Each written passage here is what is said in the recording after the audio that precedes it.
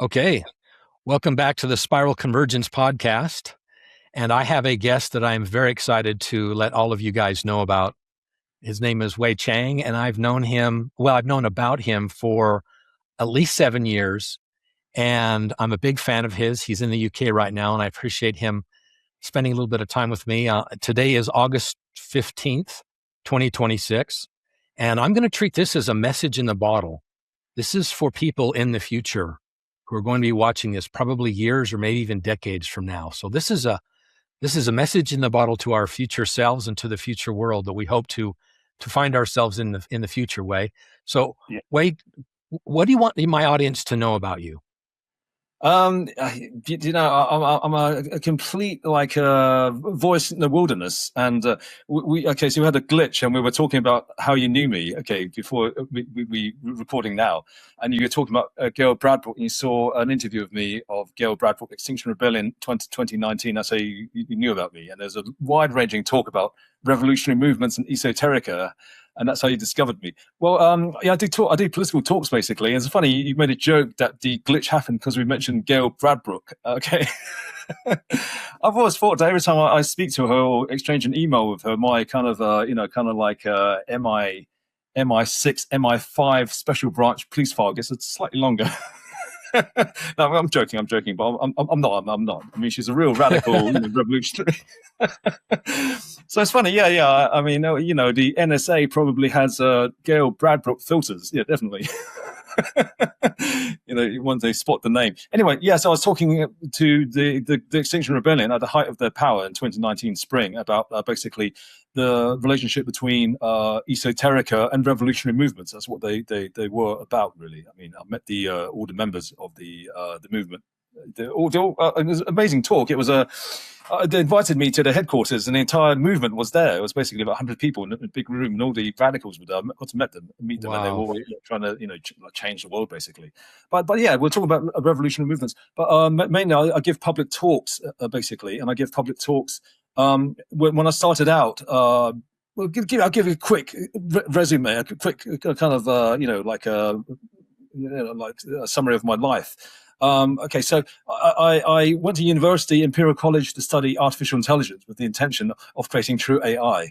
Okay, this was 1988, and I finished 1991, totally disillusioned with the system, and I went renegade. So I went on this quest, like the book I wrote 2015, to discover how the brain works and create artificial intelligence.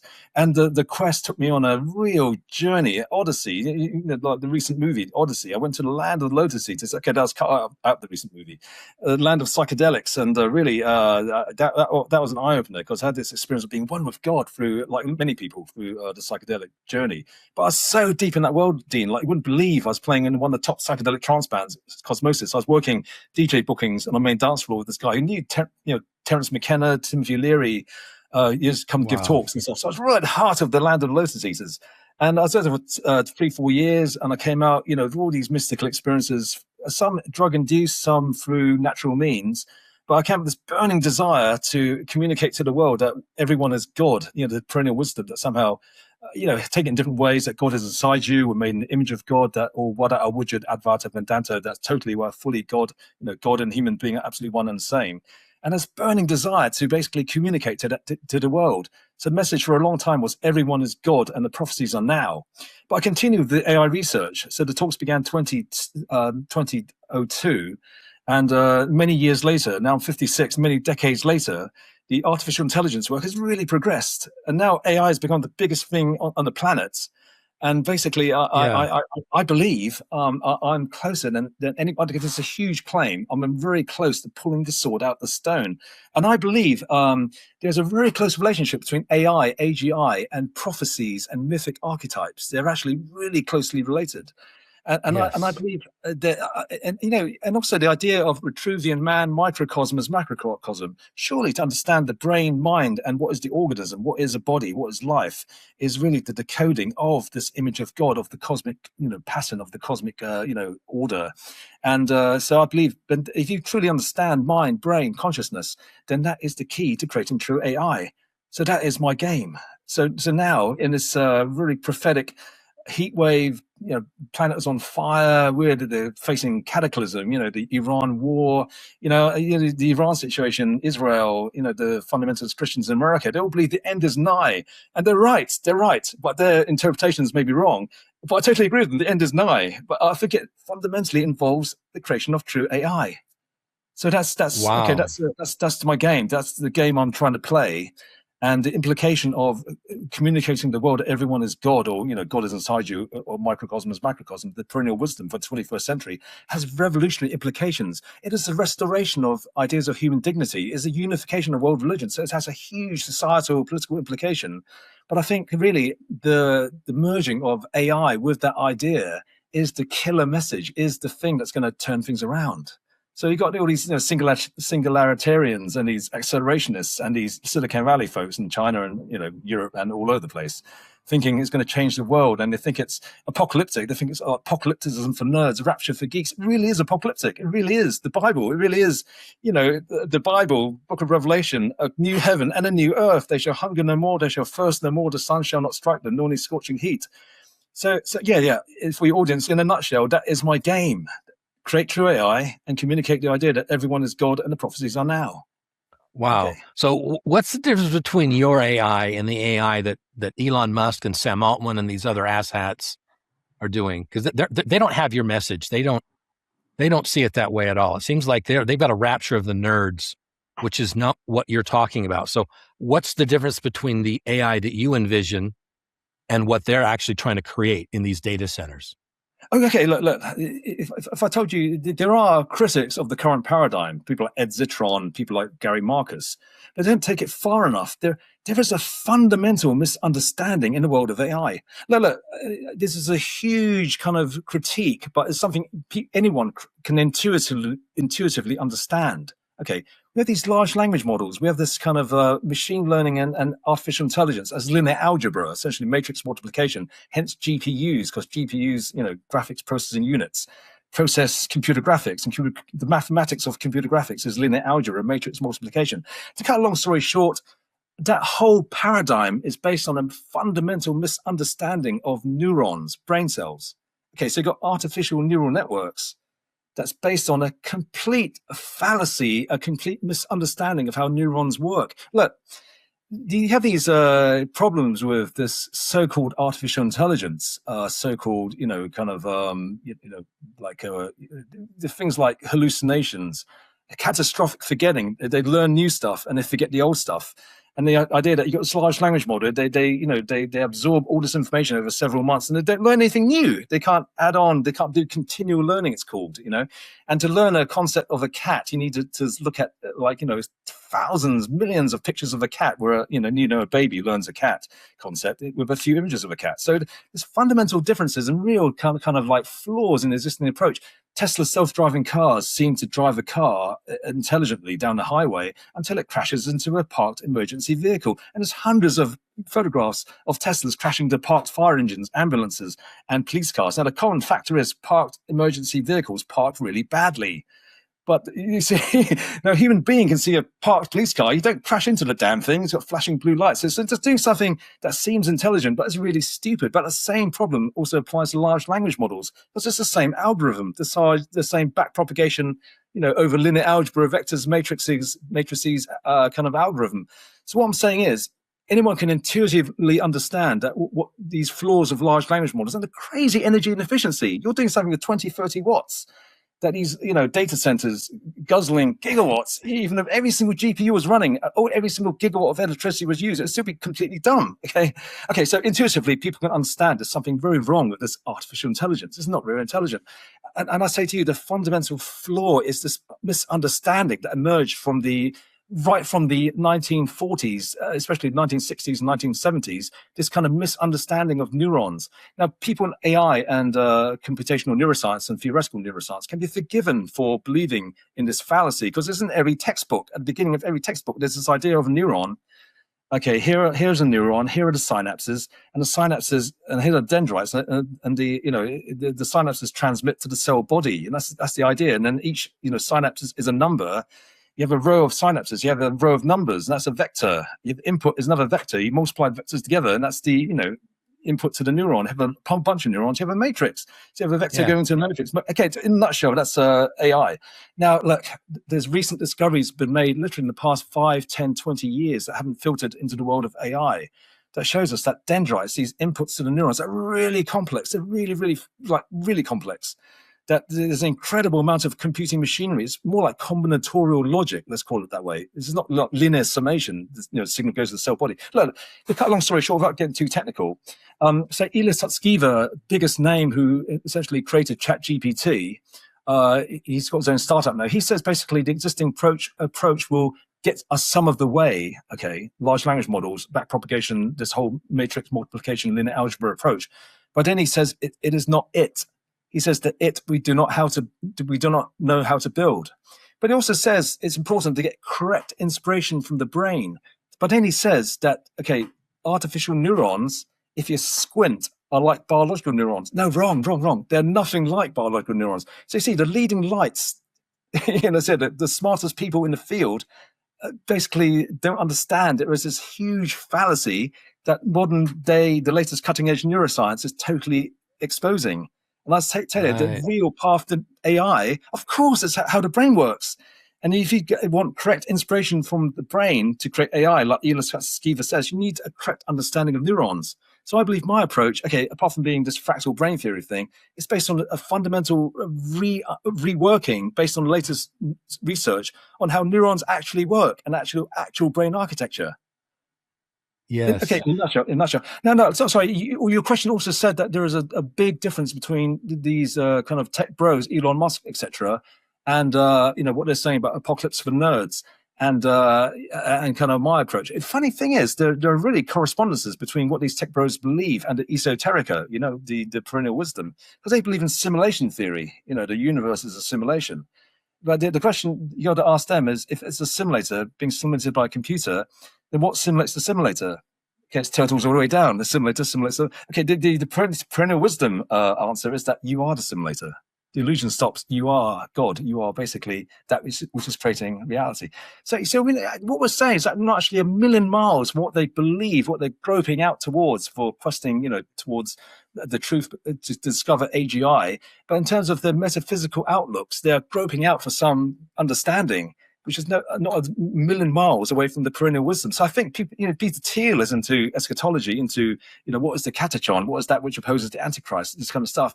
And I'm saying to the tech bros and the materialists, there's actually a real convergence, a spiral convergence between what I'm saying and and what they're groping towards. And if you can really pull the sword out the stone, actually create true AI, then these people are going to be your audience, I think. So that is the hope. Okay. That's the plan. So I've got two questions for you. First of all, will you define for my audience what your definition of the perennial wisdom? In your own words, what is the perennial wisdom? Okay, well, perennial plants, they keep returning. It basically means it keeps returning. So a perennial, like something that's perennial, it keeps growing. You get wildfires and it grows again. It keeps coming back. So it's basically, it is the eternal truth. It keeps coming back because it's true.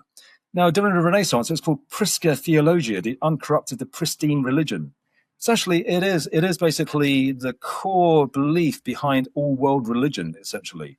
Okay, religion on a superficial level seems to differ in so many ways. All the arguments, all the kind of doctrinal differences, all the kind of rules, rituals, and regulations will be different. The fantasies and the fairy tales and the fables will be different. But at the core of all religion, all world religion, in Judaism, the Kabbalah, Christianity, Hermetic Christianity, Gnostic Christianity, in the Islam, you got the kind of Zahir, the kind of Sunni religion, you have the Batin, the inner teachings of Islam, Sufism, Shia Islam. I can go on, Vajrayana Buddhism. And when you look at these inner mysteries of the Kabbalah, Vajrayana, the Batin, it's the same sort of ideas that somehow microcosm is macrocosm. We can go to Egyptian mysteries, Greek mysteries, and psychedelic religion, New Age, basically. It's the same set of ideas. But these same set of ideas is at the core of this perennial wisdom. And the central idea is that the idea that we are all God, that God is one, undivided, indivisible, and the oneness that God is, that we are all one, and the oneness that we all are is one and the same. So that's the central key idea behind world religion, but also behind the perennial wisdom. And the reason why it gets lost is because all through history, it's been communicated by charismatic prophets and cult leaders and creators of new religious movements, etc. But it was lost because it couldn't be explained. Now, what's happened recently is that through the progression of science, we can finally explain this idea, it really in concrete terms. So you have these great mysteries remaining in science. Basically, they are essentially the nature of the brain, the mind, obviously very relevant for creating artificial intelligence. What is life? And also this idea of what is the overall nature of the universe, which converges with this idea, which is very fashionable of this now, of the universe being a giant brain, a giant mind, a giant organism. So the two ideas converge. Now, basically, a final understanding, a fractal symmetry understanding of life and intelligence that extrapolates the brain is the filling in of this scientific puzzle, which also creates artificial intelligence. But the other ultimate puzzle, consciousness. What is the nature of consciousness? Well, simply the consciousness, your conscious state right now, looking at me on your computer monitor, me looking at you, okay, is the manifestation of the one God. So this is the source of all. This is it. This is it. This is it. You think you are this speck, this tiny speck on this tiny planet. That's a speck in a tiny galaxy. That's a speck in a tiny, bigger cluster of galaxies. That's a speck in a tiny, bigger universe. At the same time, you are simultaneously the universe. You are simultaneously God. And that's the big mystery that's been waiting to be explained. And people have experienced it through psychedelic drugs, through, basically mystical practices. What the world has been waiting for is this apocalypse. Apocalypse literally means the unveiling of the hidden thing. Now, it's not just to say, someone says, oh, everyone is God, oh, I am God, or, love one another, love the stranger, love the foreigner, etc. This apocalypse for the 21st century is something different. It is the convergence, the total convergence of science and religion into one thing. There's also the explanation of how it is that everyone is God, and also the explanation of why it is that certain things produce the state of being one with God. So I think that is the apocalypse. That is and we understand it. Look, no matter how you slice it or dice it, whether it's psychedelic drugs, mystical paths of expansion, paths of contraction, Jesus in the desert, 40 days and nights, starving himself, living on air, that's called. You call these tantras, the kind of paths of expansion, hermeticism. No matter how you slice it or dice it, it's a mind game. Something's going on in the brain. When you understand that what's happening in the brain, in the mind, is to decode why people become God, people become one of the universe. So it's not just explaining to people that they are, it's also the elucidation, the full explanation of why mystical states happen. So you can systematically, that's the destiny of humankind, to become God. Right. Now that leads into my second question. That is, where are you at on this? So as far as I understand, you've got the perennial wisdom. Yeah. It's been around. It always gets attacked. People that talk about it get killed, right?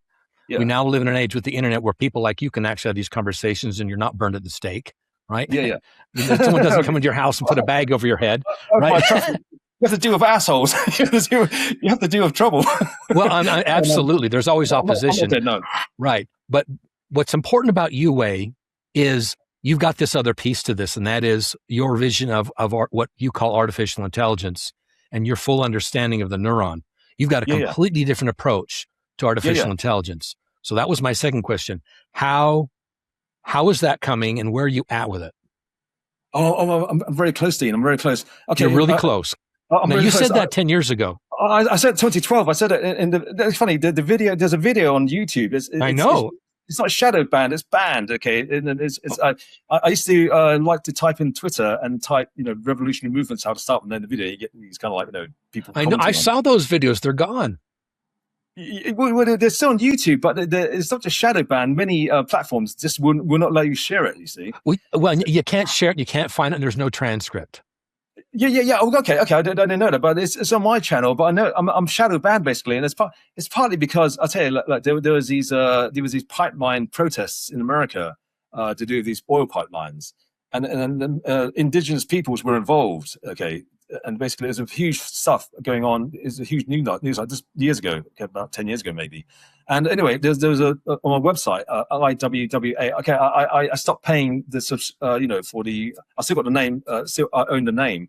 On my website, IWWAI.com was basically getting a lot of traffic because there was a web page called Indian Prophecies, I tell you, it gets sometimes thousands of views a day. This website on esoterica and artificial intelligence. Okay, this is about 10 years ago, and now after these pipeline protests, the page on indigenous prophecies just got like literally 10,000 views. Like just went up like such one of that. But after that, my thing was banned. You see how it works. Basically, it got political.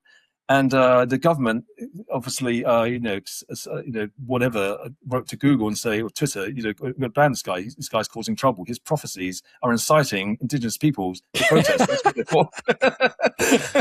and then, as you say, Gail Bradbrook. I've got to give where you are you attention. At today? Where are you at today with AI? You say you're really close. How close are you? So 2012, I said to people in this talk, at the end of the talk, Revolutionary Movements How to Solve, I'll basically come up with AI 2012. Now I'm much closer. My understanding is far more advanced. And in terms of my understanding of the brain and neurons, I mean, a lot of this research, which I based my new work on, didn't exist 2012. So I've had this blind. Look, there are these what people say is beyond the cutting edge. People say, when people say large language models isn't the answer, and people have this intuition that our understanding of the brain may be limited. Even Ilya Sutskever is saying there may be the case that if human neurons do more compute than we already know, or what he knows, then the road to AGI would be, he said, blocked because this.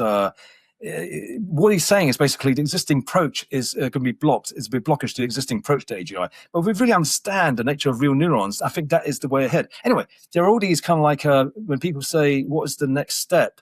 There are certain ideas, to do with kind of recursively self-modifying loops, to do with symbolic processing, to do with a kind of core circuit that's recursively self-modifying, but also to do with reinforcement learning, and also many startups now to investigating the biological approach. What I'm saying is, on one level, these startups like Ineffable, like recursive superintelligence, safe superintelligence, someone called Flourish, funded by Amazon and Jeff Bezos. Now, what these startups are doing, I think I'm way ahead of what they're doing, and they got themselves on a 5-year, 10-year timeline. I think basically I'm within a few years of basically I've almost got it. I've got a recursively self-modifying loop in terms of discrete mathematics.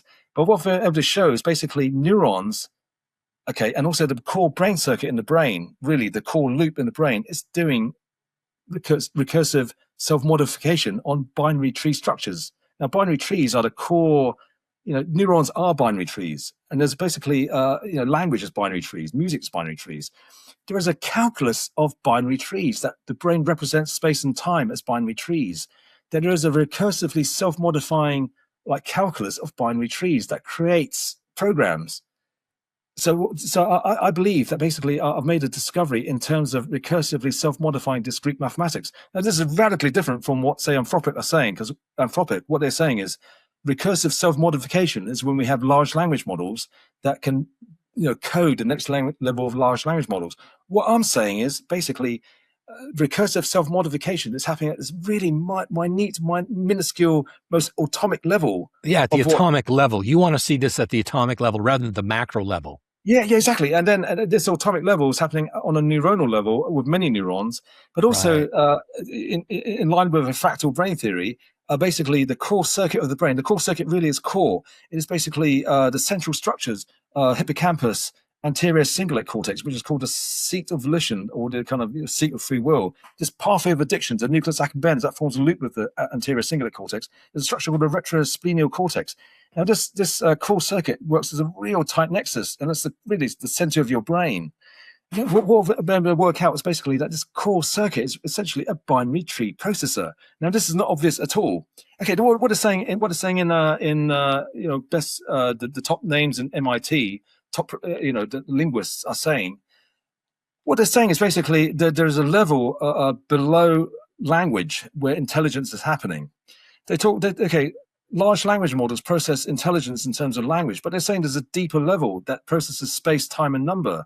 And they're saying this deeper level is like they call it the language of thought. Noam Chomsky called it the I language. And what they're saying now recently and this is a consensus. This is the top names in linguistics, in cognitive science.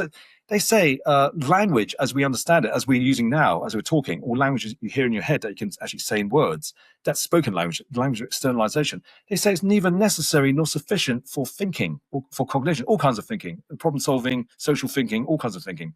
And it's saying that there is this deeper language. They talk about double dissociation between language and this deeper language. What I think I've discovered is the nature of this deeper language. And it's a language of spatialized binary trees. And the recursive self-modification is happening in terms of this deeper language. And it's basically the language of discrete mathematics. So these are things which have, I guess, to create AI, I've needed to go down into what's called discrete mathematics, which is really the deepest level of mathematics. All mathematics produces discrete mathematics. So it's been a long journey, but Dean, I think I'm close. I have this crazy belief because my life is a crazy synchronicity trail. You'll believe the synchronicity. I know your whole life, Wei. Anyone who reads your book Quest, and that was in 2015. Your background of your family, your name, and the background of your family.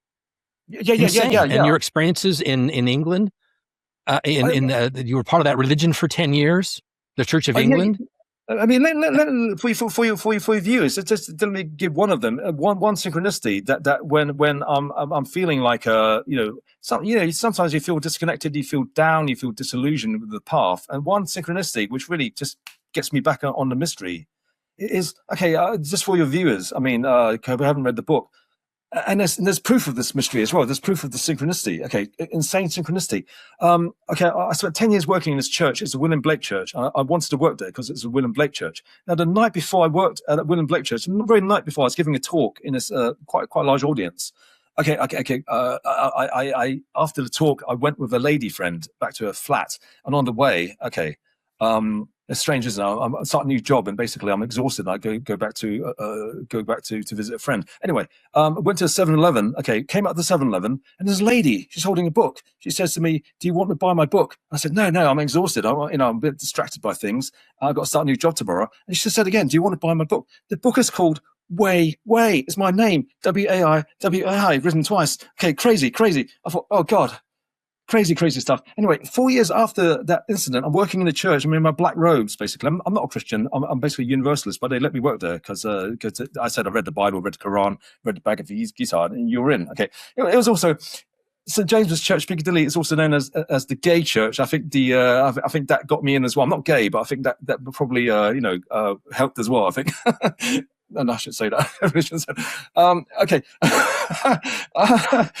Anyway, cut a long story short. 4 years after the incident with the lady, I'm working in a service in the church. I'm in my black robes, and this lady is being remembered, and she is very well known. Her dad was a grand Ayatollah and was a Sufi master, and she married an Englishman. And Prince Charles sent a representative. She was a really well connected lady. Okay. And her name was Shusha Guppy. And I'm reading the order of service at the back of the church, going la-di-da-di-da, it's just a normal day's work, memorial service, basically. And who is the lady? She is the ex-wife of the guy who wrote the Wei book. Okay, 10 years later, and basically the very last day working at that church, I was given my keys. I've had a big bunch of keys, 20 keys of all the church for 10 years. I put it through a letterbox. I'm driving home, and basically I drive home back to North London. I stop at the traffic lights, Camden, quite near where I first saw the lady, and there she is, right crossing. There she is. My God, hunchback lady crossing the road. It's her. Schizophrenic bag lady with her bags. I thought, oh my God, insane. Anyway, I can go on. The synchronicity continues because it's to do with Islam. It's to do with basically all kinds of stuff. I mean, crazy synchronicities. I can go on about synchronicities, but it really, look, Dean, these synchronicities are like messages from the universe, and they give me this insane resolve to finish, to do what I have to do. Do you know what I'm saying? It really does give me... I absolutely understand. Your life is an unfolding of synchronicities. Now, and I love your whole fractal brain model because you basically talk about how DNA is basically fractal code. Right. Yeah. Once you come up with this, as I understand it, Wei, and maybe you've evolved since I last followed what you were talking about, you talked about how DNA just basically fractally unfolds the brain, and the brain basically unfolds the body. Yeah. Well, but Right? It's basically, I think what you're saying is that the universe is holographic in form and fractal in structure. Yeah. Completely. Yes, it's completely. The work which I completed with the fractal brain theory book in 2016 really progressed. What I wrote there, I literally discovered 2015. I literally worked it out, and then I wrote it all out. Okay, what I managed to discover was basically, okay, this is really bleeding edge, which hasn't quite filtered into the mainstream. Actually, I know. I know it hasn't been adopted. People still don't know. No. I tell you, there was a paper from Imperial College which might have been influenced by my friends who were in Imperial College, and they wrote a paper saying gene regulatory networks work like disjunctive normal form. Cut long story short, neurons also work as disjunctive normal form. So I think maybe they didn't credit me, but maybe in discussions they kind of discussed my work. But I think it will get out there. But seriously, the way science works, it was Max Planck who said science progresses one funeral at a time. It just means science is really conservative. Yeah, really conservative. Ideas really take a long time. I tell you, once a theory creates true artificial intelligence, the attention that can generate. Look, DeepSeek came from nowhere. No one heard of DeepSeek, like a year ago. In January 2025, and suddenly it's everywhere in the news cycle. Look, when true AI comes, and basically the creator of true AI will have a platform to talk about religious things, political things, but also scientific things, and be believed on a very large scale. So that person can ram forward, ram in ideas, fast track ideas like no one has ever had the opportunity to do. So people say, oh, why don't you go to conferences? Why don't you, present your ideas? Why don't you debate? And, because you're going to waste a life in these battles. The game to play is play Go. You surround the enemy. You do a blitzkrieg spearhead. Instead of fighting these little battles, you surround your enemy and you win all the battles. Did you get it? So I think eventually everyone on the planet is going to know who you are. I really do. I really believe that. No, I really believe that. And they're going to say, where was he all this time? He was hiding in plain sight. You were hiding in plain sight, Wei. I'm hiding. I'm literally keeping a low profile. It's partly because I'm shadow banned as well. but the stuff you're saying is it's like the central of the spiral convergence. It really is. Yeah. And your life is just a series of these synchronicities. And you also talk about that attractor in the future. There's an attractor, right? The dice are loaded, right? Yeah, it's what the prophecies are about, and this idea that there's a physicist called Yakir Aharonov, and he came up with this idea of destiny wave functions, time symmetric. A destiny wave function, the omega point, right? I mean, that's not me saying it. That was his expression, and in one of his papers, he actually supposed what would happen if a prophet came along who knew the future. In his thoughts. Now, for your viewers, Yakir Aharonov is not some kind of like a fringe scientist. He was a front runner, according to Reuters, for the 2008 Nobel Prize of Physics. He won the 2008 medal for U.S. Science Medal, presented by Barack Obama. So he's a top scientist. Now he came up with this time symmetric quantum mechanics, and he came up with the expression destiny wave function. There's a destiny wave function in the future, emanates backwards in time that guides the progression of the universe and world history towards a set conclusion. And actually, in one of his papers, he actually supposed, what if a prophet knew of the future? Could that happen? Would that kind of violate the kind of like destiny wave? And actually, he wrote that basically it wouldn't violate if he didn't tell anyone what he knew. Now, actually, look, Yakir Aharonov, all due respect, Yakir Aharonov is wrong because basically, as a kid, I read several sci-fi stories in comics like 2000 AD and various, actually at least twice, where the story was the scientist sees into the future, sees some terrible happening, and then he says, oh my God, I've got to stop this terrible happening from happening. And then the story unfolds that he tries to stop it from happening, but by his intervention, he actually made it happen. Right. That's coming. So Yakir Aharonov's, with all due respect, there is scenarios where basically a prophet can know of the thing and try to stop it and actually make it happen. Anyway, to cut a long story short, destiny wave function is exactly Hermetic religion, which is part of the perennial wisdom. I mean, Asclepius, a very holy text, it very explicitly says that basically destiny is first. Out of destiny comes necessity, and out of destiny and necessity comes the order of the universe and the patterning of world history. We think that is truth, and that's completely what Yakir Aharonov is saying about this destiny wave function. And that kind of explains synchronicity, because if there really is an attractor in the future, basically that attractor's loading the dice. It's loading the dice to make the outcomes of world history and our lives, our personal interactions, and everything that happens in our lives converge to that set outcome. So I believe as we get closer to that attractor, basically synchronicities accelerate. And this is an observation of many, many people in the New Age and the psychedelic scene, and gurus, and actually historically as well. It's actually in kind of religious texts. I think that attractor critically involved is apocalypse. I think it critically involves the creation of true artificial intelligence. I do believe it. So in your model, the creation of the emergence, I guess we'll call it, the emergence of your version of artificial intelligence is a spiral convergence of science and basically true religion, true spirituality around this esoteric knowledge. Yeah. So it basically becomes common knowledge.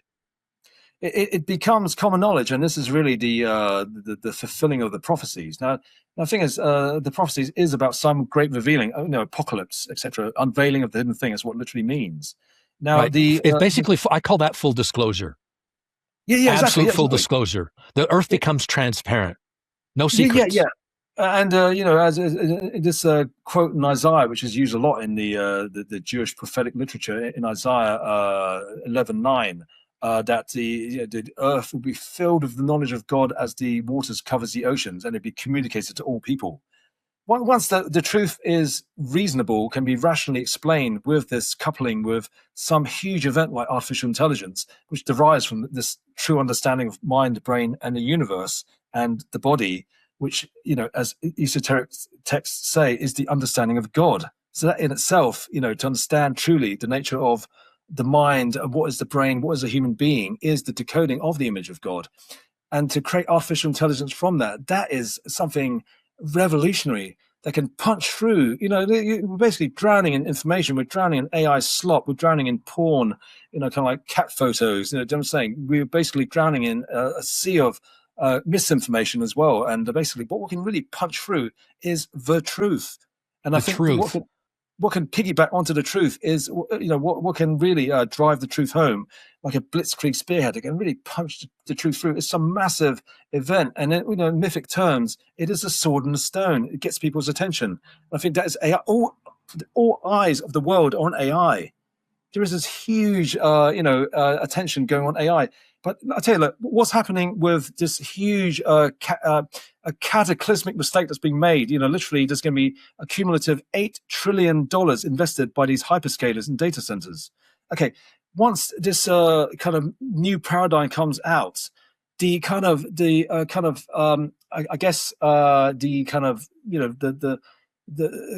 crisis of credibility that's going to befall the Nobel Prize Committee, the scientists, the big tech people, the journalists, all the big news channels. What the hell were you doing? You got it completely wrong. In terms of crisis of credibility, will allow some new paradigm to emerge. I tell you, the funny thing is, the powers of this world have attached themselves to the existing paradigm. Larry Ellison, Donald Trump, Xi Jinping, they're all glued to this current paradigm. But I tell you, there is an amazing opportunity to win a kind of victory in the great cosmic battle of, I don't want to say good and evil. It's truth versus false. So I'm saying, yes, it's going to be a catastrophic waste of money. There's trillions spent on these AI data centers. Once this kind of like new energy efficient, truly intelligent paradigm emerges that doesn't need data centers, runs in a distributed fashion. And look, the insanity of Elon Musk saying, look, to get intelligence, you need basically to send these data centers into space, for Christ's sake. It's a collective insanity. You got this intelligence in your head. You have to put it into space for it to think genius thoughts. Einstein did his genius thoughts in a cafe in Bern. You see, there's a kind of, he says the only way to get true artificial intelligence is to basically get the energy from space. So we've got this kind of like path of reasoning down this kind of path of like a collective insanity, a collective belief in this existing paradigm. But it's leading to kind of like the emperor has no clothes. It's like, it takes, even with common intuition, you see, hang on, there's something wrong here. Why do you need to build data centers in space to create intelligence when we have it, and why do you need nuclear power stations to create intelligence when you get the same intelligence from an energy from a banana, for Christ's sake? Did you see? So it means that there's an amazing opportunity for cosmic battle to be fought and won for this new paradigm to emerge, a new worldview to replace the existing one. When the bigwigs, the kind of like the keepers of truth, the kind of gatekeepers of truth, the gatekeepers of knowledge, the media, the kind of the big names, they've all invested in this fallacy. So that's why I see an amazing opportunity to that's exciting. So no, you just described that, and I love your description. And a lot of your videos, you actually spend hours describing this in detail. That's a phenomenal journey for anyone who's really interested in what you're saying here. You've actually laid this out quite extensively. Oh yeah. But I want to get back to something you said. You said this is really about truth versus falsehood, right? It's basically deception. We're just in this ocean of misinformation, lies. We're basically completely inverted. Oh yeah. Right? Don't you just feel like there's an entire inversion of the human psyche and the human knowledge right now? We're just awash in deception, misinformation, lies. Okay. But you didn't want to go to good versus evil, but I want to go there. Okay. I want to go there because you've talked about this before. And I want you to talk about something that is very important to me. And that is the elephant in the room. The fact that humanity right now is completely controlled by an inverted ritual elite. There is a group of ritual elites, you know what I'm talking about, who are into inverted cults, inverted rituals. They invert everything that is holy and sacred about life. They invert it, and they're running the world right now. Well, for the audience, put it in more plain terms, I'm not saying everyone, but a large contingent of those in control of. They're real decision makers in this planet. The real people that actually make the decisions. Well, put in plain terms, it appears that they are child molesting, child killing, flesh eating, adrenochrome, blood drinking vampires. Who like making psychopathic? Yes. Now you're going to get me banned on YouTube. Oh, yeah. Yes. Yes. That's kind of stuff. That's what we're talking about. Let's just call them the inverted ritual elite or the ritual inverted elite. That's exactly what we're talking about. And they're running the show. People were kind of saying it for a little bit, even on mainstream, mainstream media. They were saying these kind of things. You had like congresswomen and people making little videos saying, "Oh my God, I saw the redacted, Einstein. Oh my God, they're like eating people." And you saw it, but then the videos were taken down. Exactly. And these senators were saying this, and then now even like just half a year later, it's just not being talked about. Obviously, we know why. Right. But right. Anyway, so the reason I bring them up is what I want to understand from you, Wei, is how do we get from where we are today with that? How do we get from there to where you see us going? Because I see us hitting a wall of ontological shock, a couple of them.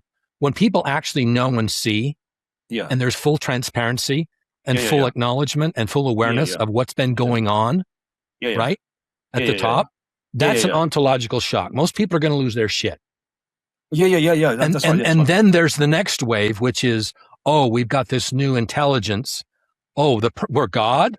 The perennial wisdom kicks in, right? And that's another level of ontological shock.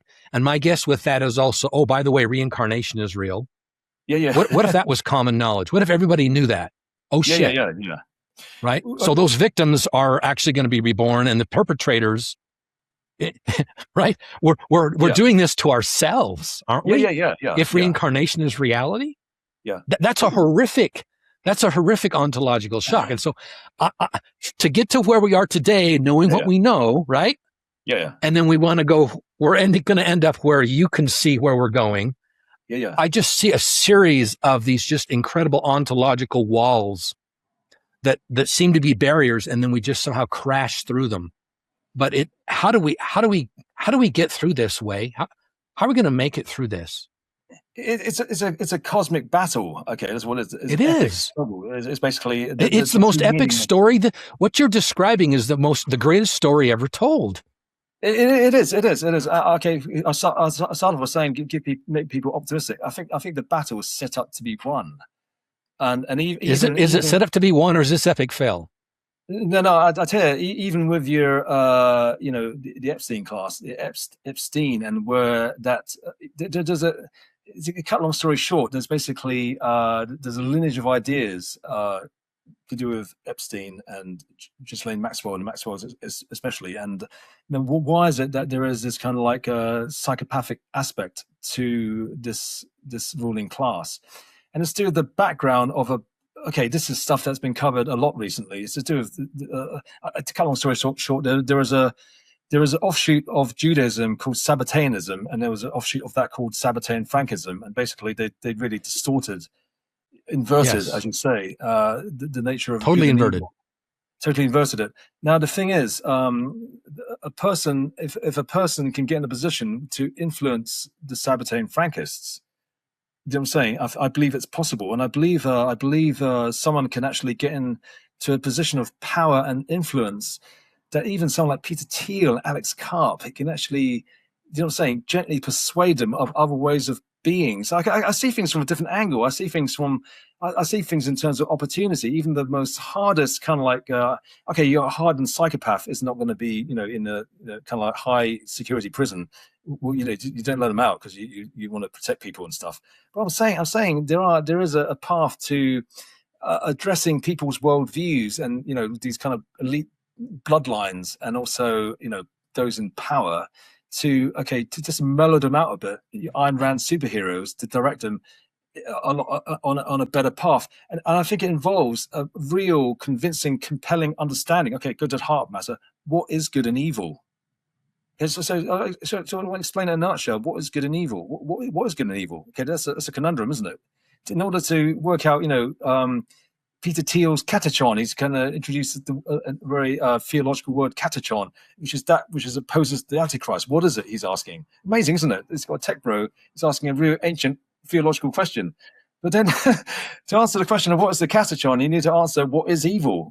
Then what is good and evil? What is the battle between good and evil? Okay, in a nutshell, okay, I think William Blake was absolutely right. William Blake, he is considered as a prophet. My son's called Blake. Okay, that's how I hold him in esteem. I worked in the Blake Church for 10 years. He said certain things. He said things like the fields from Islington to Marylebone, Primrose Hill to St. John's Wood were builded over with pillars of gold, and there Jerusalem's pillars stood. Now, during coronavirus lockdown, I was given as a noisy neighbour, horrible noisy neighbour, and I said to the landlord, "I got to move out. This is really not. This is lockdown, for Christ's sake. Coronavirus lockdown. I'm stuck in his house." And he had a flat, and there's basically, cut long story short, the house was in near Regent's Park.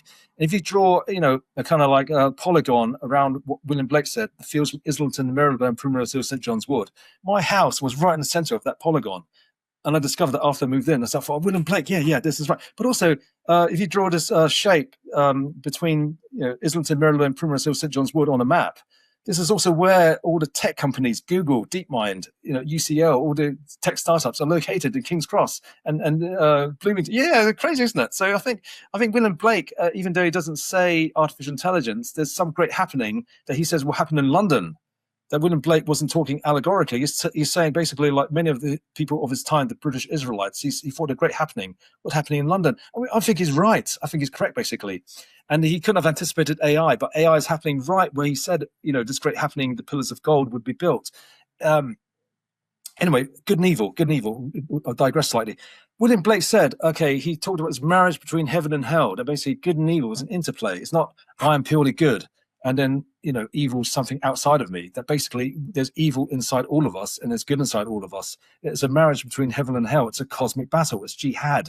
It is the Zoroastrian battle between Ormazd and Ahriman. Is a cosmic battle, but it's happening within ourselves. Is a fractal cosmic battle. God, I'm going to digress into another synchronicity, but I'll explain good and evil first. Okay. Okay. Yeah. In a nutshell, basically, and also in Genesis, God said, you eat from that fruit, then you basically become as God, and you will see good and evil. You can understand, if you understand that the truth behind world religion is that we are God. Okay, there's a fundamental relationship between understanding the nature of good and evil and this fundamental truth in world religion. Okay, let me explain it in this way. William Blake said that basically. He called evil the active springing from energy, and he called good the passive that obeys reason. What does that mean? Okay, and he said, good is heaven, and evil is hell. Okay, what he's saying is basically evil is the active springing from energy. He's talking about human passion. He's talking about human needs. He's talking about the bestial side, which all of us are human beings. We have these tendencies to want to have sex, to want to do this, and greed, to acquire, to to eat, and sometimes eat too much.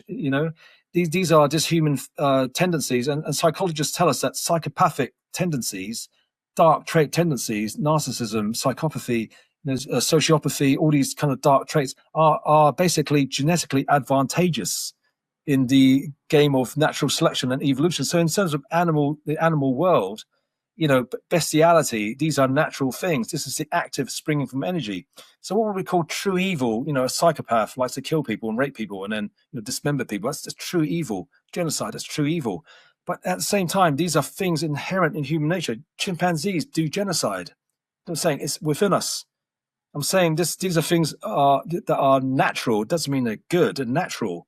But this is what William Blake says. This is the active springing from energy. It's inside all of us. In the right conditions, we can kill, we can do all kinds of stuff. We can rape, we can, do all kinds of horrible things. Now, what he said about the good as the passive that obeys reason, but what does that mean? Okay, one, you have the law. You don't do things because you're going to get thrown in prison. You're going to get punished. But where does law come from? What I believe is that morals, ethics, human dignity, the notion of equality before the law, all these things rest on the metaphysical foundation that we are all one and that we are all God. Basically, on one level, Jesus says to love your neighbor as yourself. On this hangs all the law and the prophets. Basically what he's saying is basically, yes, there are these central teachings, the golden rule, treat others as you would like to be treated.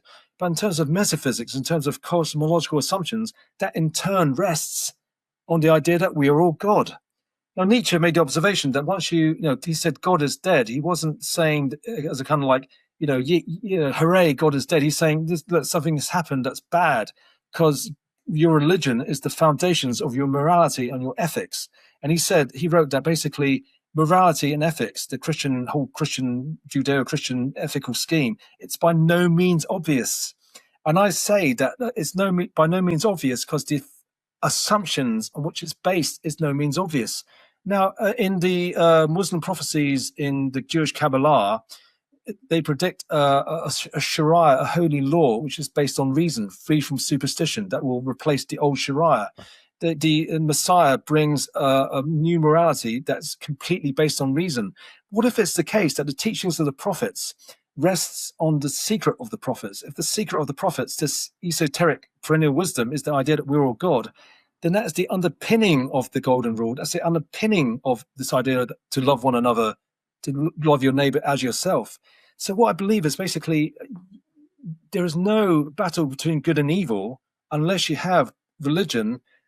But then you have to understand the key behind all religion is the central truth that we are all God. There's only one soul. Okay, so without religion, without God, then there is no human dignity. There is no kind of equality. There is no kind of human rights. It is all bestial. It is all, active springing from energy. So a psychopath can say, this is natural. I'm just doing it. It's my genes. Basically, these are dark traits. It's part of my makeup. But unless you have that element of religion, the higher truth, imposing itself and also communicating itself into reality through teachings, through morality, through ethics, and through legal constructs, then basically it is all bestial and it's all active from springing from energy. And without that passive that obeys reason, then society breaks down. So now, even though you have the US Constitution, the metaphysical assumptions, by the way, framers of the Constitution and Declaration of Independence, they're all Freemasons. Okay, they all believed in the esoteric perennial wisdom. Okay, back then, it was Freemason. Oh, by the way, are you a Mormon, by the way? I was. I'm not currently, but yes, I was. I grew up and was raised Mormon. I served an LDS mission with the white shirt and the tie. Yeah. Oh, sorry, that's a guess. Because I know a lot about Mormon cosmology and Mormon religion. Yes. Oh, okay, yeah. I mean, Joseph Smith, Brigham Young, they're all was a Mason, master Mason. Yeah, exactly. Yeah, So there's a close relationship between America, founding America, the Constitution, and and also Freemasonry and LDS, the Mormon Church. Anyway, what I'm saying is basically the U.S. Constitution is under attack The legal system's under attack. Moral and ethics is under attack. As you say, we're living in a world of lies, of basically people just running roughshod over the law, etc. And it's because law, ethics, morality is underpinned by religion. And when you understand that religion is the perennial wisdom, this idea that somehow we're all God, there is a God, and basically we are all God. That is the metaphysical underpinning for. Do you get it? For understanding that there is. I understand that, but you lose most people when you say we're all God. A lot of people will believe in a God or their God, right? Yeah. But when you say we are all God, that's where I think you lose most people. I call it the source of all, the source, right? Yeah. And then we are all the source of all. You're absolutely right, Dean. You're absolutely right. What you need to do, what we'll do basically, normally in Freemasonry, you have basically levels. You introduce people in terms of levels. Now, what we're doing here in this interview is just going bang right to the top. I mean, you can introduce in levels, even like when people try to recruit people into, say, fundamentalist evangelical churches. There'll be a process of initiation, and at the end of a kind of like a recruitment process, you get told that Jesus is inside you. Okay, which is one level. Okay, which is profound. I've seen it. I've been through the process just to watch it. Basically, in my 20s, I invested all the religions, all the cults in London. Basically, anyway, that's one level, and basically, it's profound transformation. People taking Jesus inside them, and basically transformed. They were heroin addicts. They basically then they go clean. They were led troubled lives and become missionaries. They go to Africa. Transformation, total transformation. But on a higher level than that, even agnostics and atheists, you can then explain to them, look, you don't believe in God, you don't believe in transcendent things. At least you can believe a fractal brain-body theory that extrapolates to the universe. So you're made in the image of God, like Carl Sagan said. You made of star stuff. You made of stuff from supernova, and it's in your body. But it's formed in a pattern that's a microcosmic, rendition of the entire universe. Vitruvian man, microcosm as macrocosm. And that creates an extra sense of awe for people like Carl Sagan fans and stuff, and secular humanists. And you take people to another level to say that there's reincarnation, there's many souls, and then another level to say, which takes more explaining, to say that we are all, there's only one soul. There's only one soul. We're all alone. That's right. There's basically all alone. It's like the Rita Coolidge song from the 70s, We're All Alone, and it's true. Now, in the Gospel of Thomas, that's what it says, let him who seeks continue seeking. When he finds, he will become troubled. And then after that, he will rule over all, as in who rules over all becomes God. Yeah, so we take people directly to level 33, then obviously it's shocking. People recoil against it. They'll kill it. They'll stone you to death, like, in the Gospels. So what this is, okay, so to viewers who are watching this and saying, my God, that's insane. We're explaining to those viewers what the process is normally, that you normally have a gentle introduction. Then what's happened is you've basically been taken to level 33 directly, and this is what is expected. That's why there's this gentle onion skin initiation.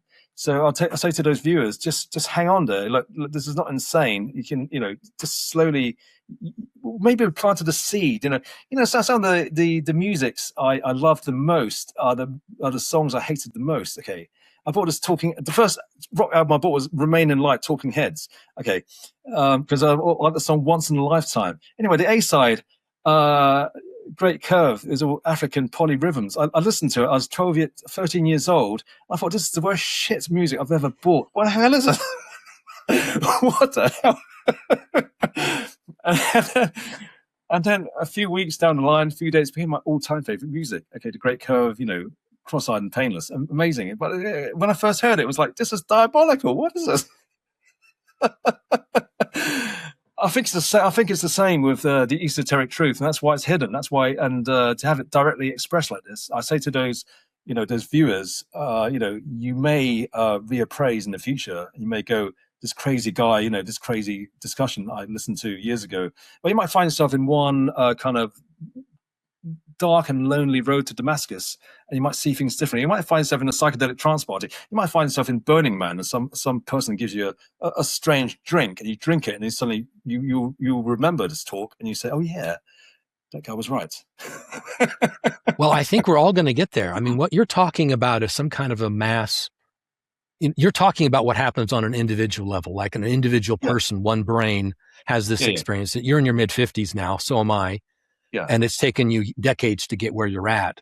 But it sounds to me like what you're really talking about is all of humanity, every single human on planet Earth as a single brain has this same experience. Oh, right. It becomes common knowledge. It's full disclosure. Apocalypse is a full revelation. Everyone, I mean, you can go out in the street. I imagine, there was an earthquake up in Alaska back in the 60s. It was like a 8.5, and everybody just ran out in the street and held hands with each other. So they were naked because they were in the shower, and they're all standing in the street holding hands as the earth is shaking, right? There's this moment I see coming where all of us will just walk into the street and we'll just hug each other because of something that's happened. And we're all aware of it. Yes. Does that make sense? It makes perfect sense. And also, we talked about this kind of like cataclysm that's going to happen in the world of AI that's going to form this kind of crisis of credibility for the powers that be. There's also the shit happening, as you say, Extinction Rebellion. They've highlighted one, we had the most crazy hot summer. Just had a heat wave yesterday, most crazy hot summer of all time, really, in Europe. And there's going to be cataclysms. There's going to be lots of it's going to get really rough. I mean, you can see it happening. The shock effects of the Iran war have not actually happened yet.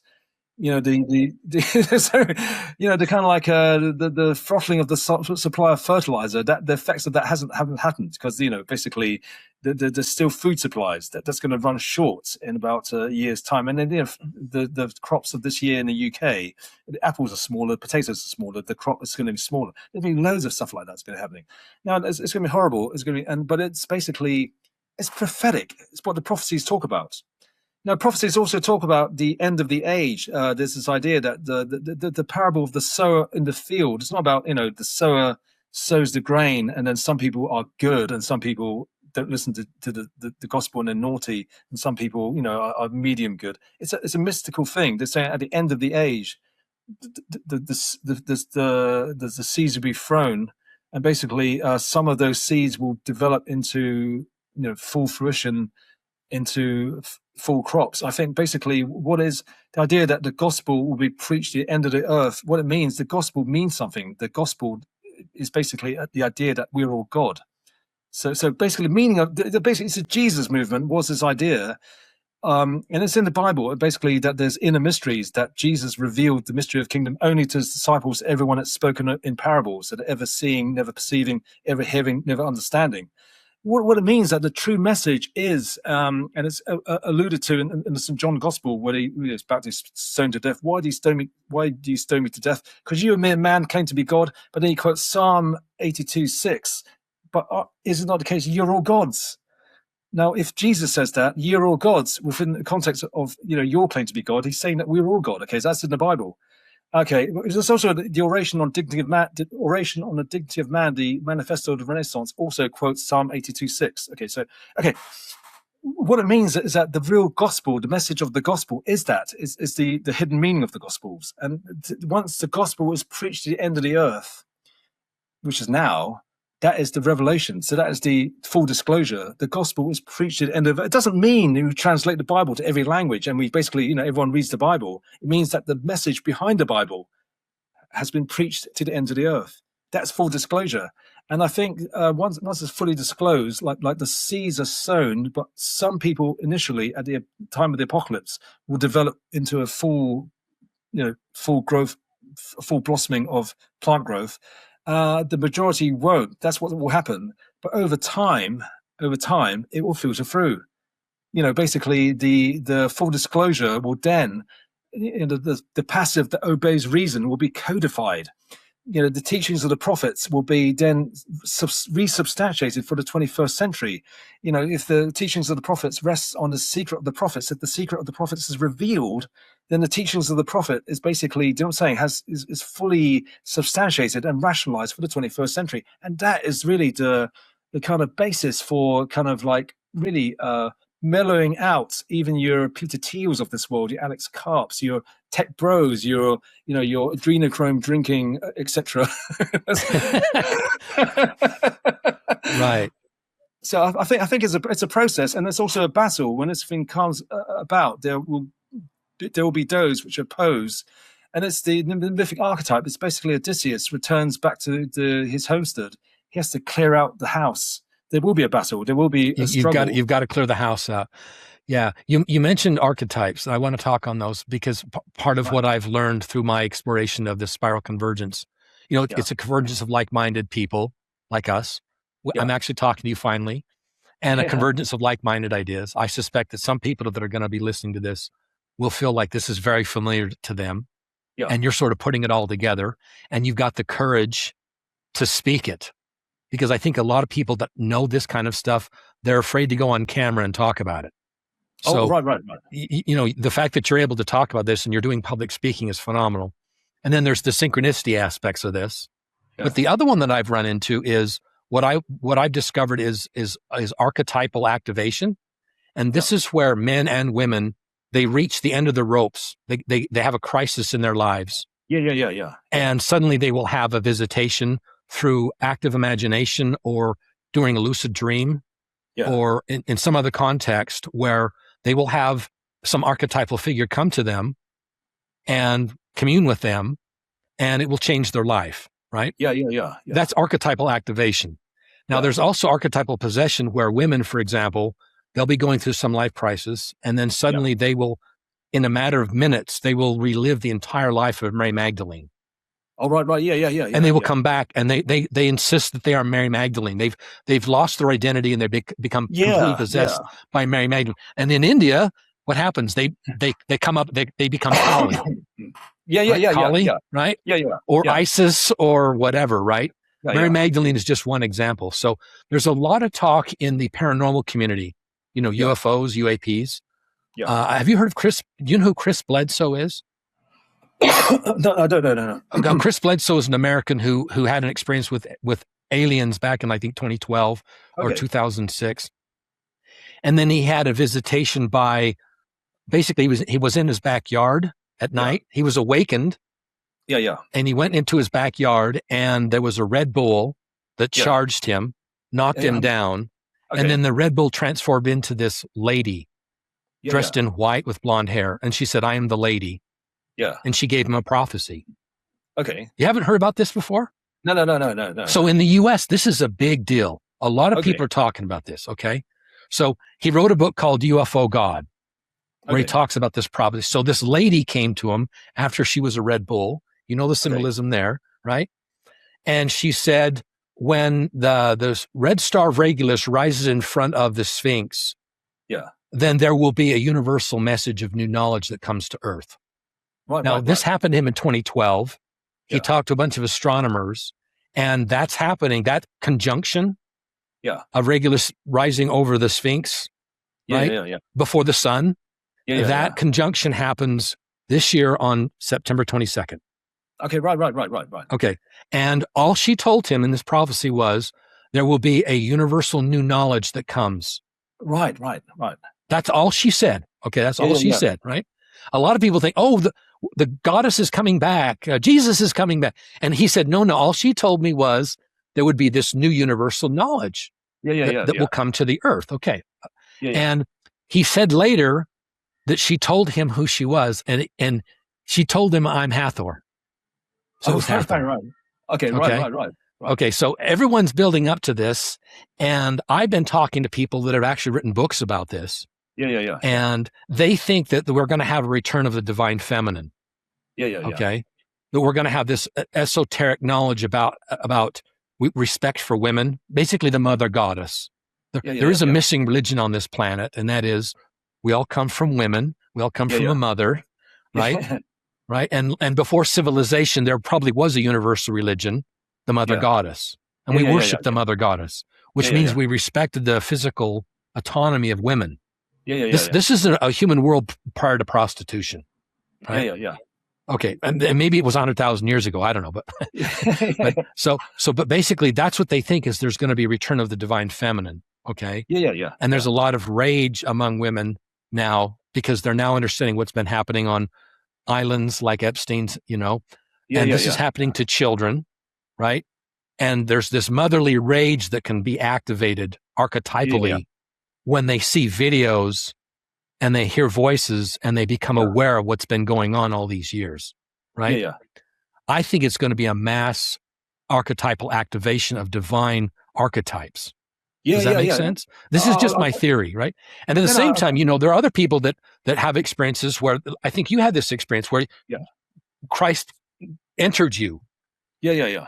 Right? And that's sort of an archetypal activation. That's the awakening of Christ consciousness. I mean, dozens and dozens of like mystical experiences on LSD, kind of psychedelic drugs. But it's really after I left that scene that you get these really like full-on, archetypal experiences of Abraxas. Let me get back to the divine feminine, because I think look, in terms of fundamental dualities, we talked about good and evil. The other fundamental duality is male and female, Shiva Shakti. You know what I'm saying? It's fundamental. Shiva and Shakti. Wow. I'm glad we got there. The idea that, 0 and 1 came from India, and basically the 0 is the ground and 1 is the, lingam yoni kind of thing. Okay. I mean, it's basically, there is phallic, and sexual connotations to mathematics and 0, 1.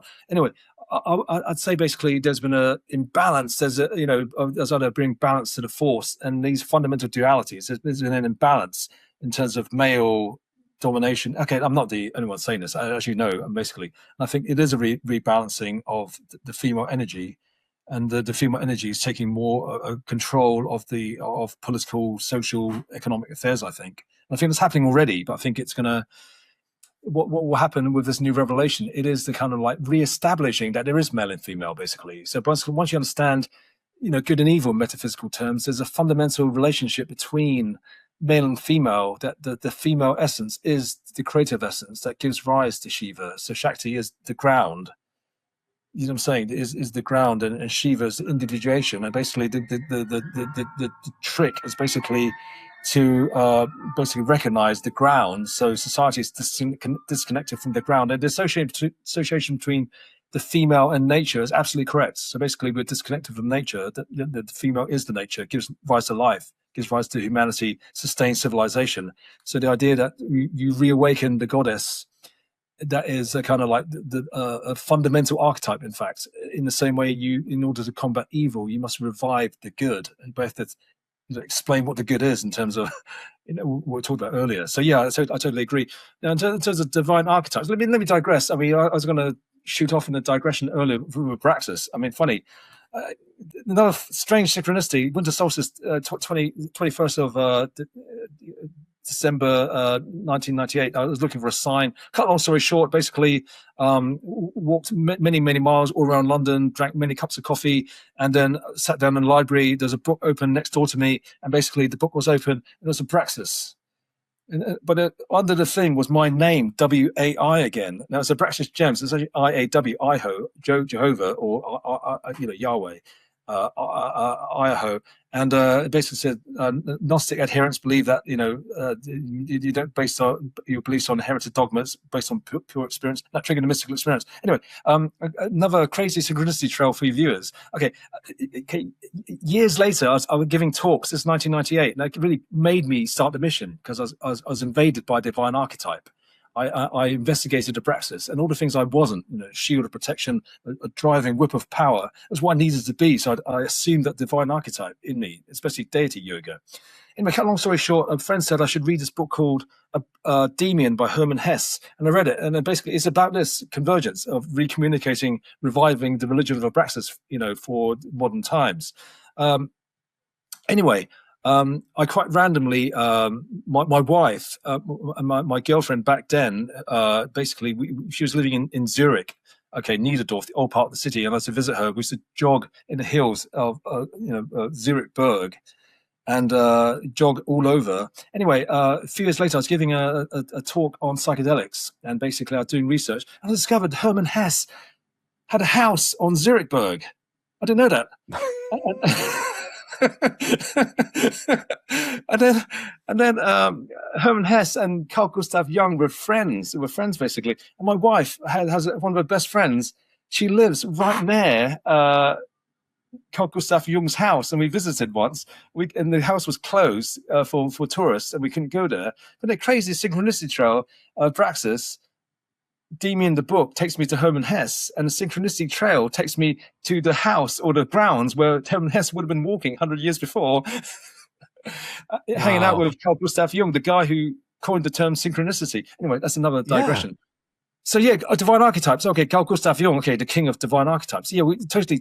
So together with the idea that the prophecies are now, and that AI has this deep relationship to prophecies. There's Jahangir Namor, first Namor. Also, Muhammad said, basically, when Mahdi comes, basically there'll be prosperity for all. That no one will have anywhere to give alms or charity anymore because everyone will be prosperous. That possessions will overflow like a torrent from a river, and no one will condescend to take those possessions.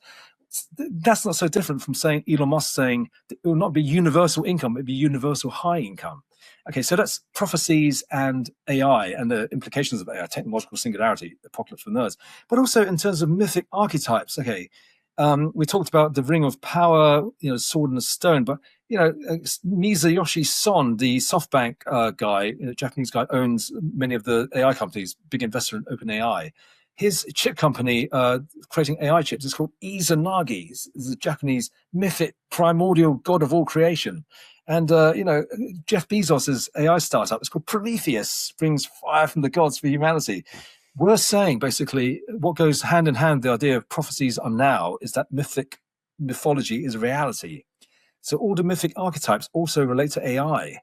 And I think you talk about UFOs, but I think many people, New Age people, kind of psychedelic people, UFO, that stream of things, the kind of Wicca, witchcraft and stuff, and world religion, it's all converging to around now. Right. It's all converging. It's all one thing. That phenomenon is all one thing. I'll tell you something wacky. That in terms of dates, do you know Muhammad gave a specific date for the Great Happening? This is not widely known. There's a reason why it's not widely known, because it caused a massive upset in Mecca in 1979. Also, Ray Kurzweil was given a date, 2029 and 2045, when technological singularity was going to come. But Isaac Newton's also given a date for the Great Happening, his return, which is 2045, also 2060. It's around now, yeah. Okay, Muhammad basically gave a date. It was Hajj year 1400, and the beginning of Hajj year 1400 is basically 20th of November 1979. And that's when the siege of Mecca began. I was 9 years old. It's basically some insurgents, and this Mahdi character took over Mecca, the Black Cube, for about 10 days. The Black Cube. They took over it, yeah, it. And that contains a black meteorite. Here's to your UFO fans out there. It contains a black meteorite. Okay, this is the end of the devotional journey of all Islam. It's basically touching a black meteorite. I love Islam as a religion. I love it. Basically, I'll say something controversial, which is a simple fact that Muhammad said in a hadith. He said, if the Arabs weren't so stiff-necked and stubborn, I would destroy the Kaaba, and I'd make things as they were at the time of Abraham. I'd build a door facing west and a door facing east. So he knew what was going on. He knew what's happening with, pagan worship of a black meteorite. So he said he'd destroy it. You see funny clips on YouTube of the pilgrims kind of really fighting to touch the black meteorite. There's one clip I saw on TikTok where basically this guy's pushing his lady, I want to touch it, but don't me if I first, I want to love God and stuff. He said they're busy fighting to touch black meteorite. Anyway, that's one dimension of religion which Muhammad was against. Okay, so you can probably get killed for saying that in some parts of the world. Okay, but he said it. This is hadith that's agreed upon by Shiites and Sunnis that Muhammad said that. Okay. I gave a talk in Birmingham with loads of Muslims. As Muslims came up to talk to me, and I just to say, did you know that prophecy? Did you know? Did you know that hadith? And the guy surprised me. He was Sunni. He said, "Oh yeah, we know about that. But why hold it? Why do you still worship the black cube? If Muhammad said he wanted to destroy it, and he says, oh, there's parts of religion we cannot change. We just have to do it anyway." He gave a date, 1979. So people say, and some Muslims will say, "Oh, we got to suppress that because it means Muhammad was wrong." Okay, because Mahdi didn't appear. It was a false Mahdi because he was flushed out by the French Foreign Legion, special forces, and he was killed, basically. Now, but the thing about hadith, where hadith works is basically someone's record that Muhammad said this and someone records something different. There's another hadith which has a reference to hadith, has a good tradition. Muhammad said, give 20 to 30 years after Hajj 1400, and then Mahdi will appear. Okay, so we're talking 20 to 30 years after 1979. It's 1999 and 2009. But then he says, basically, the Mahdi will appear, start his work, but then he's still unknown for another 20, 30 years. Add 20 years, the lower bound to 2000, it's 2029. It's exactly the same date as Ray Kurzweil. 2029. Were they describing you, Wei? What I'll say is basically I listen to these, I read about these prophecies and they inspire me. I'll never claim to be the Messiah or never claim to be the Mahdi. But what I believe is a baton race, but you can work towards that goal. You can basically, it's a baton race. It's not about me. It's about the race. And basically you take the baton further, but you always of that mindset to pass it on. So many people in the past have thought they were the Mahdi and they basically fall on their asses. You can think you're the Mahdi, you can get so close and you can still, be destroyed or killed or in prison. Now, Adnan Otkar did a very good compilation. His followers did a very, his name is Huran Yahya. He writes very good books on Islam, very glossy. Well, he's a cult leader essentially in Turkey. And his followers assembled many prophecies of Imam Mahdi that correspond to him. And they believe he is Imam Mahdi. But he's basically in jail for 8,000 years in a Turkish jail. Okay, now the charges have this kind of Julian Assange flavor. Basically he has this kind of like a harem, literally a harem of the daughters. His followers are sons and daughters of the elites of Turkish society. It's a really kind of sexy looking. I mean, they dye their hair blonde, which is the Turkish ladies. I mean, black hair is lovely, but they kind of like they look like Barbie dolls. Okay. And there's this harem. He has a Turkish guru in a Turkish jail with a Turkish harem. Anyway, the reason why you suspect the Turkish state destroyed him was that some of the charges against him were kind of Julian Assange's. Julian Assange was accused of rape by 2 women, and one of the women interned with an organization in the US, a Swedish lady that's affiliated with the CIA. Think, hang on. So this lady on Turkish English-speaking TV said, "Oh, the guy raped me. The guy's terrible. Oh, the guy raped me." But then this lady, okay, with all due respect to ladies who are not that attractive, she wasn't that attractive. You think Adnan Otkar has his Turkish harem, these really buxom-looking 9s and 10s, daughters of elite Turkish society. Why is he abusing you? It just wasn't credible. Anyway, he's in jail for 8,000 years. His followers think he's the Mahdi because he fits the prophecies. But I don't think he's going to be the Mahdi because unless he gets out of jail. So, okay, with respect to the Mahdi things, okay, when I was starting out, basically, I knew of the prophecy of the Mahdi.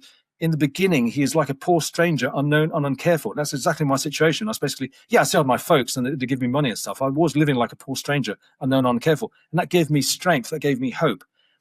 I would never claim to be a Mahdi, but these prophecies give me a kind of like impetus. You know what I'm saying? So what I'm trying to do, and basically the prophecy of the Mahdi appearing, year 1999 to 2009, that also gives me inspiration. And also for many years I was kind of in the doldrums, like the kind of like the the past few years that's been like Captain Ahab, Moby Dick, the ship, there's no wind, there's sat in the ship and there's no wind. It's been like the doldrums. And I got to say, the prophecy that the Imam Mahdi will be unknown for 20, 30 years before he makes the appearance gives me hope. You know what I'm saying? It drives me along to work on the AI. And the fact that there's a date of 2029, where this unknown character becomes somehow this great restorer and reformer of Islam and religion, then that really, it does kind of propel the mission. But I will never claim to be that person because I don't want pinning their hopes me in that way. It's just too much in terms of living up to people's expectations. And also, if you claim to be a Mahdi, I don't want to be attacked in the street. Right. Even if you are the Mahdi, you can't really. Yeah. Well, it may not be you. It may not be you, but you've got a lot of people that you've talked to. I'm doing this podcast. God knows how many people are going to see this. It only takes one person who's younger than us. We're in our mid-50s. And it's actually their cause. It's actually them, right? You're almost like a foreshadowing of someone younger. You've talked about this in some of your videos. You've talked about how there's the generational shift the Yeah, yeah, demographics of the world. Well, you gave out some statistic, like 40% of the world's population is below oh yeah, the yeah, yeah, age young. of. Can you talk a little bit? Because the Bible also talks about how the hearts of the old people will turn to the young, Yeah, yeah, right? yeah. And the hearts of Completely. we need a demographic inversion where young Yeah, people are running the world and not the old. Everyone our age should retire. I think everyone should retire at 50. You yeah, yeah, can't yeah, run a yeah, company. You can't own it. You can't run for political office. yeah, Let's yeah, yeah. turn the entire world over to people under the age of 40. Yeah, yeah, completely. I mean, back to claims to be the Mahdi or Messiah. My message has really been everyone is the Messiah, everyone is God. Basically, you Oh, don't wait right, for right. some higher agency. So I think really the idea that you basically like the Messiah, the Mahdi, is a mythic archetype. The savior, like Guan Yin, the compassion or Shiva, whatever, is an archetype, or Abraxas. And what I believe is basically, in order to really save the planet, you must communicate this idea that people should take it upon themselves to save the planet, which is to take on that savior, Mahdi, Messiah archetype. And it's actually in mainstream religion, it's actually part of certain strands of Judaism. The Messiah isn't here, so be as the Messiah. Certain Shia strands of Shia Islam, you be as the Mahdi. You just kind of popularize that message, but especially you communicate it to the young people. Now, Gen Z, especially in the Arab world, is really looking for reform, and there's a massive expectation from the Mahdi. But also, there's actually now schools in the UK are closing because there's a lack of young people. But there was a spike of young people who are now in their early 20s. Now, right now, okay, there was a population birth spike about 20 years ago. So I think that the stage is really set for this young generation to really take it upon themselves. Any revolutionary change, like new wine for new wineskins, etc., has going to be driven by young people, that kind of young energy. So really, basically, the message has to be basically absorbed by young people, and it's for old folks like us to communicate it and help spread it. But in terms of passing the mantle, we're all going to be dead. Young people are going to be dead. But basically, the powers that be in this world, those adrenochrome, kind of vampires, the kind of like the establishment, even they have kids. You know what I'm saying? The evil people of this world, even they got kids. And you're right. These inverted ritual elites, they have kids. And even though you might not convince your kind of like entrenched psychopath, you can maybe convert their children to a different way of looking at things. You can basically reinterpret Sabbatean Frankism. At the end of the day, the Sabbateans, the Frankists, Jacob Frank, they were looking for transcendence. They were looking for, unity with God. It became perverted path to God. Kind of like a salvation through sin. Okay, this is actually a recurring pattern in world religion. But what you can do is you can really explain why psychedelic drugs, why all these paths of expansion, tantra, all these kind of like hermetic practices, why this path of perfection of Freemasonry, why it leads to mystical states, and explain in terms of neuroscience, in terms of a kind of comprehensive brain theory.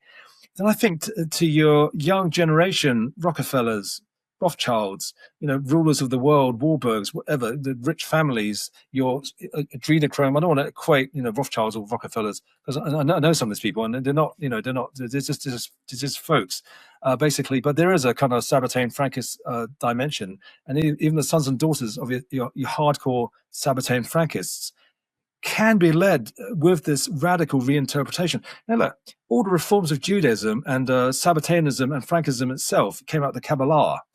The fact that there is a kind of religious Zionism came out of Rabbi Kook the Elder, and that even Spinoza, came out of the Kabbalah.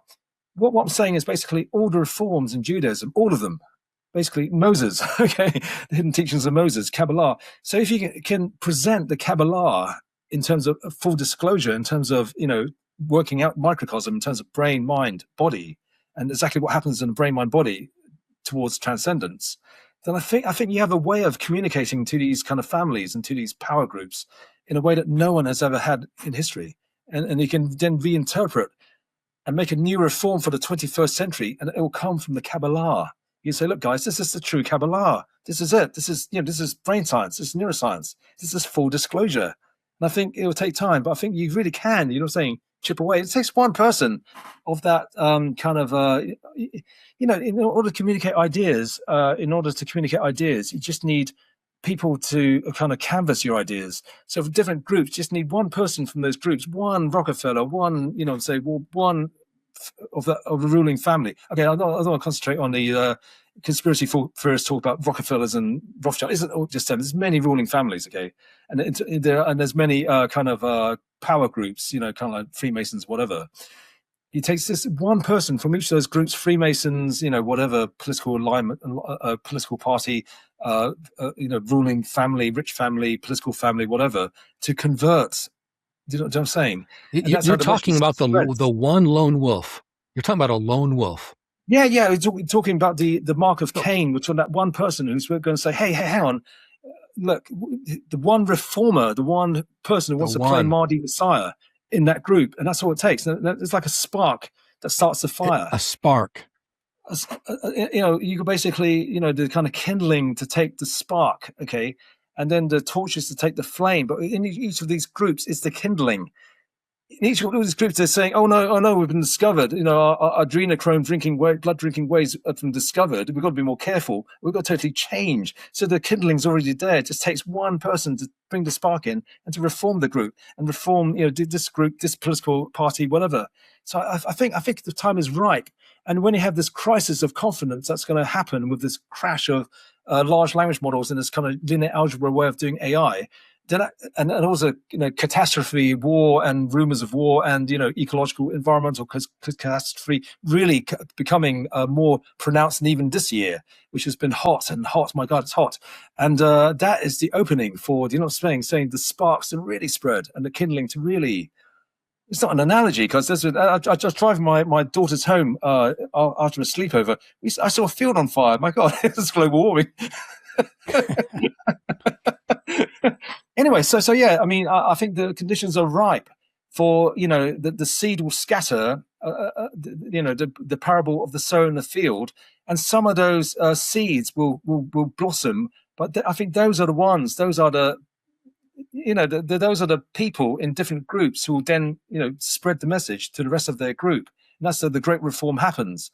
So in terms of, reforming these kind of adrenochrome drinking factions, that's how it's going to happen. There's going to be an insider that takes the message in. Right. And I think that you are part of that, reaching them, because it only takes one to hear your message and then others to find out about it.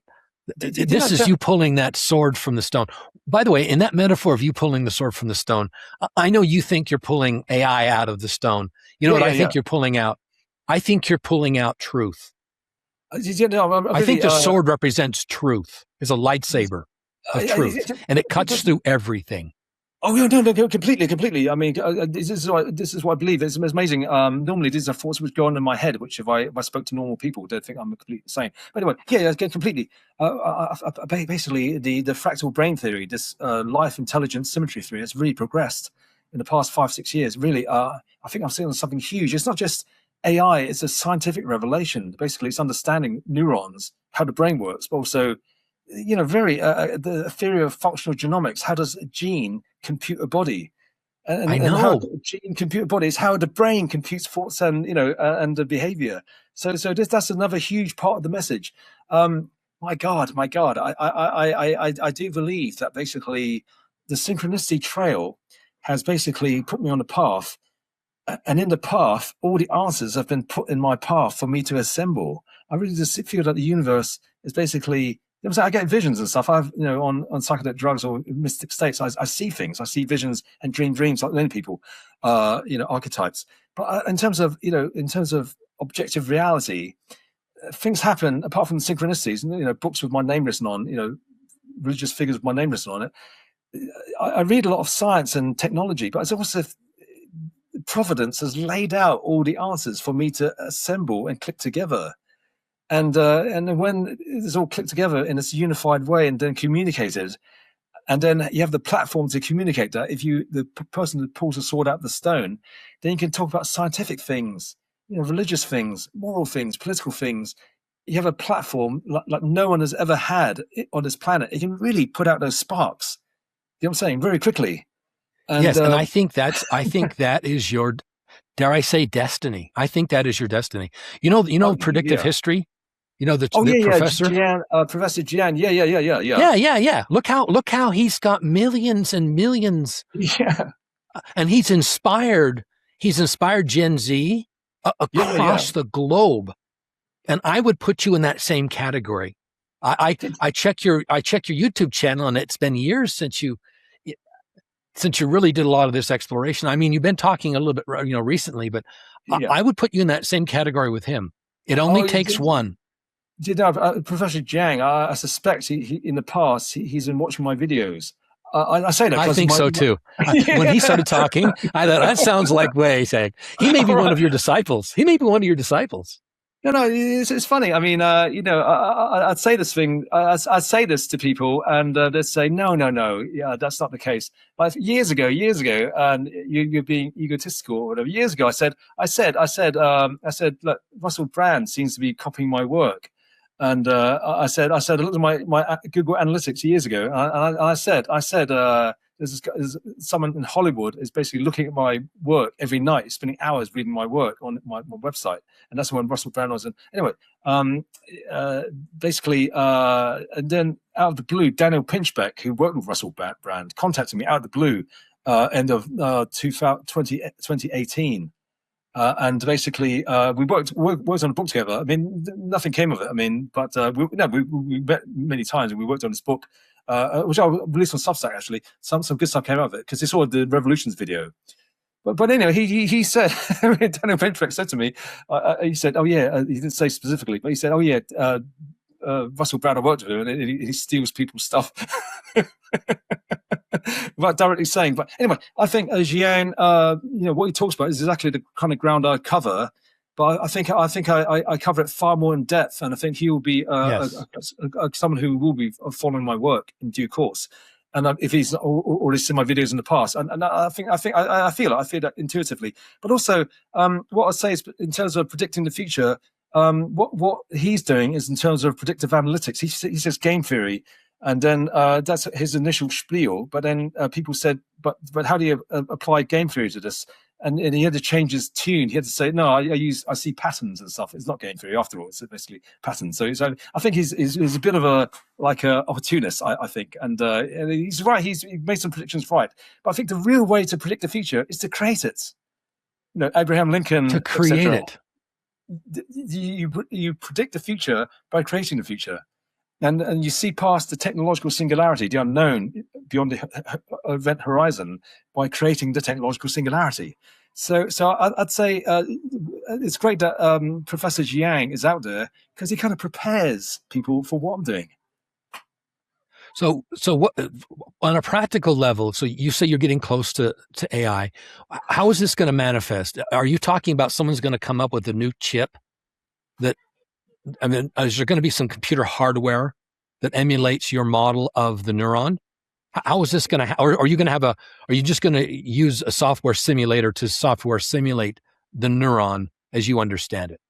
Where it's going to unfold is basically, it's the software I've written. It's going to be kind of really optimized C++.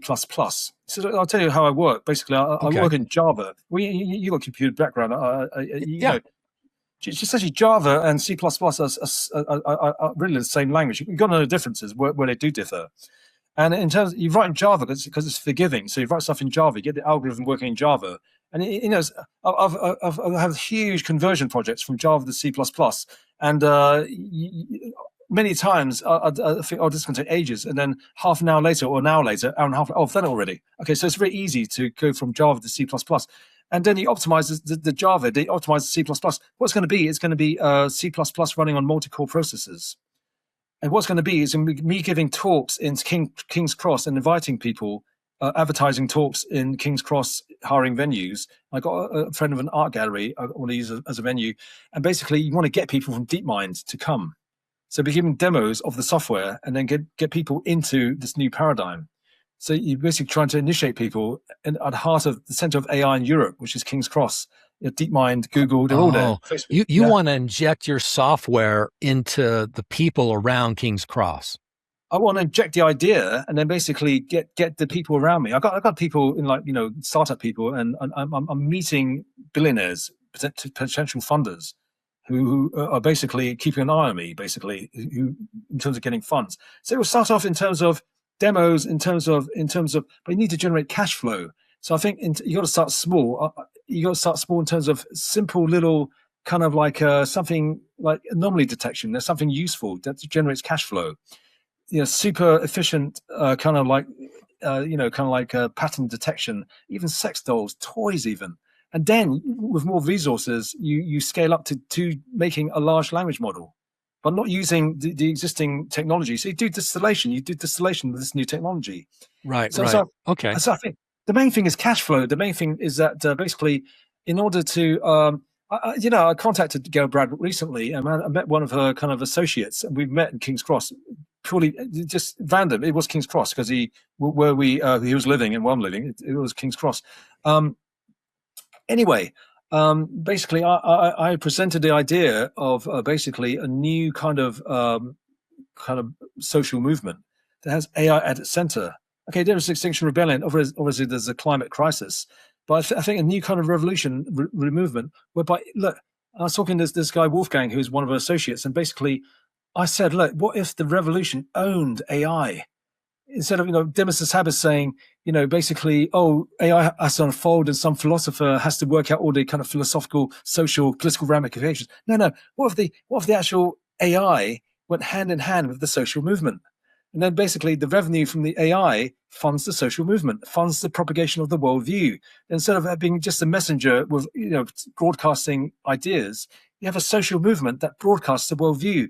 But then the funds from the product, in terms of anomaly detection, large language models, humanoid robots is a huge one. Humanoid robots. You've got humanoid robots. What goes along with humanoid robots? Basically, a simulacrum of a human brain that goes into the humanoid robot, and that's going to be a huge market.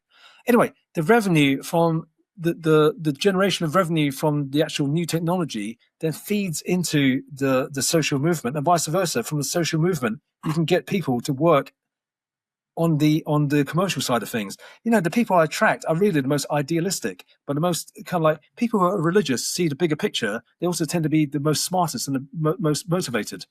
The idea is basically you give talks in King's Cross to recruit people. Okay. To also basically make contacts and also meet kind of like potential funders and also people, collaborators, and also potential customers for your software. So that's the game plan. So basically it is a company. The golden mean that basically is a mean between two extremes. It's male and female, the balance between male and female, the balance between good and evil. But it's also internationalism, nationalism. But it's also the balance between socialism and capitalism. But it's also the balance between, I'm saying, commercial and social, commercial and charitable. So I think in terms of, the total mistake of OpenAI, Elon Musk's gripe, and he's right, this is supposed to be open software. Now it's supposed to be closed software owned. And there's supposed to be a kind of ethical arm and a kind of like, a public company and a kind of like a kind of non-public company. And that's all gone out blown out the water. We can really form an organization that really is 50-50, like the golden mean. That really is. So I'm saying the organization lives the ethos of the golden mean. That yes, it's commercial, but it's also charitable and social. Do you get it? So basically, you get. Yeah, I get it. It's the actual balance. It's the balance. It's the hieros gamos. Yeah. And basically, what you hope to present to society and the world, you actually live in your organization. In order to promote the worldview, you also promote the technology. That's the game plan. And I've basically spoken to Gail Bradbrook, and this is pending. So basically, going to have follow-up meetings. So it may well be be the case that me and Gail work together in the future on this, because she is very charismatic, and I respect her. She respects me, and basically, Extinction Rebellion, even though she talks about it more in the past tense in recent conversations, basically she has even though Extinction Rebellion doesn't really exist anymore, she personally has earned a lot of personal capital. And I think she's waiting for some new thing she's working on this thing called Fabric, which I think she's waiting for some big thing to work on. When I talked to her associate, activist Wolfgang, he said the kind of like activists in London, they're waiting for something, some Deus ex machina, some trigger, some signal, something that can You actually. are that Deus ex machina in London. I'm convinced of it. I don't say it to most people because I sound egotistical, but I'm working towards. Well, I'm going to say it. Okay, great. I'm going to say it. I'm over here in America, and in London, you are the Deus ex machina. You're going to drop in the middle of that stage, and you're going to make a difference. But the important thing for you, Wei, you got to realize what it's like to be over here in the United States, right? Yeah.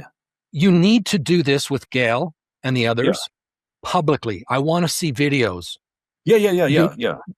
When you guys have these meetings and you have these wonderful conversations, or when you speak to a group of people, don't have it on YouTube, you don't have it on TikTok, then we don't find out about it. Oh no. You've got to do this public way. Please go public. Do everything in public. Get it on the internet so all of us can see it. Oh, Dean, totally. The idea is basically live stream it. Basically, once you get a thing, please, completely. That's the idea. So I've been kind of laying low for the past, like, I guess since coronavirus. I was doing loads of public talks before. Yeah, you have. You kind of disappeared. Yeah, but really, is getting things ready because I think it's really things are just on another level. I mean, everything on a YouTube channel it just seems so primitive now. Now, when I gave the talks in 2012, I thought, "Whoa, this is I'm a hot stuff." Really, I thought. but now, kind of 14 years later, it's like, oh my god, that's so primitive. That's so like, But wait, you made an impact back then. You made an impact, and now you can go back, and these young people now, some of them weren't even born. Some of them weren't even born in 2012, and they're looking at your stuff now. They're 12 years old, they're 14 years old. It's insane. I mean, I made an impact. 2012, I was this guy working in a church. Okay, I was working full time at the church. I gave a talk in this Bristol Art College. It's kind of like, and it's my most viewed YouTube video. It's been viewed on Vimeo over 100,000 times. I know. It kind of went viral on G+. You remember G+, the social network? This guy in Australia called, I can't remember saying that, Bruce, Mark Bruce, that's his name. He shared it. It went viral, and it got like thousands of views. Anyway, tens of thousands of views. Anyway, I was working in the church, and then I had my lunch break. I looked at my phone. Oh God, I got 100 Facebook friend invites. It went viral. Anyway, cut long story short, basically, it got just under 1,000 G+ likes. Okay, 100 G+ likes, and for many months. Okay, this is insane. For many months, my video. If you typed artificial intelligence, you got my video in YouTube. And it got me talking in the Bitcoin Expo 2013, and I actually got a longer talking slot than Richard Stallman, the greatest programmer on the planet. I was this guy working in a church. Exactly. Now imagine today in 2026, you talked earlier about the TikTok algorithms. Oh yeah. Imagine what the TikTok algorithms would do to what you're talking about here if this was broken up into chunks. Oh, Dean, that's exactly been on mine for years, but I've never done it. So basically, but we're basically in this gestation phase, and we've been preparing for this. So basically, we've got to punch through because there will be resistance. There will be kind of like shadow banning, horrible resistance. Horrible resistance. So what needs you need kindling. You need people to take the flame. So you need people to basically share your ideas. So that's the next wave, and ultimately. You can be shadow banned. You can be like completely banned from the internet. Okay, that won't happen because the internet's very kind of resistant, even nuclear attack. That's why it's designed. But what you can do is by having the face-to-face dimension, having that social dimension, by spreading the message via not social, via personal networks. You know what I'm saying? Yes, that as well. Offline, yeah. That's how it really spreads. That's how a real powerful message spreads. And you just need one spark to hit. One of those kind of, as you say, these kind of like people of different groups. So the next wave. So basically, we've been laying low, but we've been getting ourselves ready, and we're just about kind of like ready now to get it out there. So it's very opportune when you wrote to me, because that's exactly what I was thinking. So Well, yeah, this is. I emailed you like earlier, last year, and it took you a while to get back to me because you were just so busy. And I think I reached out to you on LinkedIn or something was how I found your email address, or a Yeah. paper you wrote somewhere. I was able to get a hold of you. No, this So was the right time. no, definitely. And so we're still in that preparation phase, but this even giving this actually it's getting kind of dark now. Even giving us quite short talk. I mean, basically, no interview. This is actually like warm up. You know what I'm saying? This is like warm up. So yeah. Let's do more. Let's do more in the future. Oh, absolutely. Let's keep in touch. I would love to share this with everybody I know. I want everyone that I know to know who you are. Great. What's important about you is I don't like to speak for you. I want you to speak because only you can explain what you are. And you're a pretty rare bird, Wei. That's the other thing you need to understand is there's not like 5 or 6 Weis out there talking like you are. You don't really you don't really have any peers that understand and have read all your books. There's absolutely no one like me. I know. You are the ultimate lone wolf. You're lone wolf number 1. I'm the wild card in the pack, really. You are. I'm this unknown guy. But you're not in the pack. You're a lone wolf. You're a wolf out in the wilderness alone. I'm kind of unknown, but I am known. So there are like there are people of the kind of Epstein class who follow my work. There's basically people, this MIT professor. You see on this website, he's got like advisor to the president of the Homeland Security Council kind of stuff. So there's people who follow my work. And so even though I'm known, there are people who basically, you know what I'm saying, people are keeping tabs on me, which is like the prophecies for the Imam Mahdi. He spends a period of time, and it says that he is unknown, but he is known. He is basically followed, but his following is actually quite small. It's an order of several hundred, basically. But that's during his quiet phase. So back to the Imam Mahdi prophecies. They do give me inspiration, and basically the idea that you can eventually get into a stage where you can actually communicate to the sects of Islam, and you can communicate. There's a funny thing about my background. We were called Jews of the Orient, and to Jews I can be as a Jewish. Serious, and they thought Christian missionaries thought we were lost tribes with Israel. So I can appear as Oriental to Oriental people. I can appear as Occidental to Westerners. Do you know what I'm saying? I said this kind of I straddle all the divides. So in terms of personal kind of like makeup, in terms of there's a kind of synchronicity, which is not just meeting people or seeing books with your name written on it. There's a kind of variety of synchronicity to do with your makeup of your body, to do with who you are, to do with your ancestral background. And these things can't be faked. You know what I'm saying? These things are given by God. Well, you're a product of God, right? But yeah. I mean really, your DNA and your heritage, and in your book Quest, you talk about the background of your own family, right? And I think it was your mother, your grandmother. She barely survived. She should have been dead. Yeah. I mean, the fact that you're alive, Wei, is even before you were born. Your mother is also of the same, unique synchronicity laden thing. I mean, there's only one universe, right? And you're in it. Oh yeah, no, completely. I think there's mystical genes. I think basically there's mystical bloodlines. I think there's something about my ancestry, and basically there was kind of mystic dudes, feng shui man in my past, basically in my ancestry.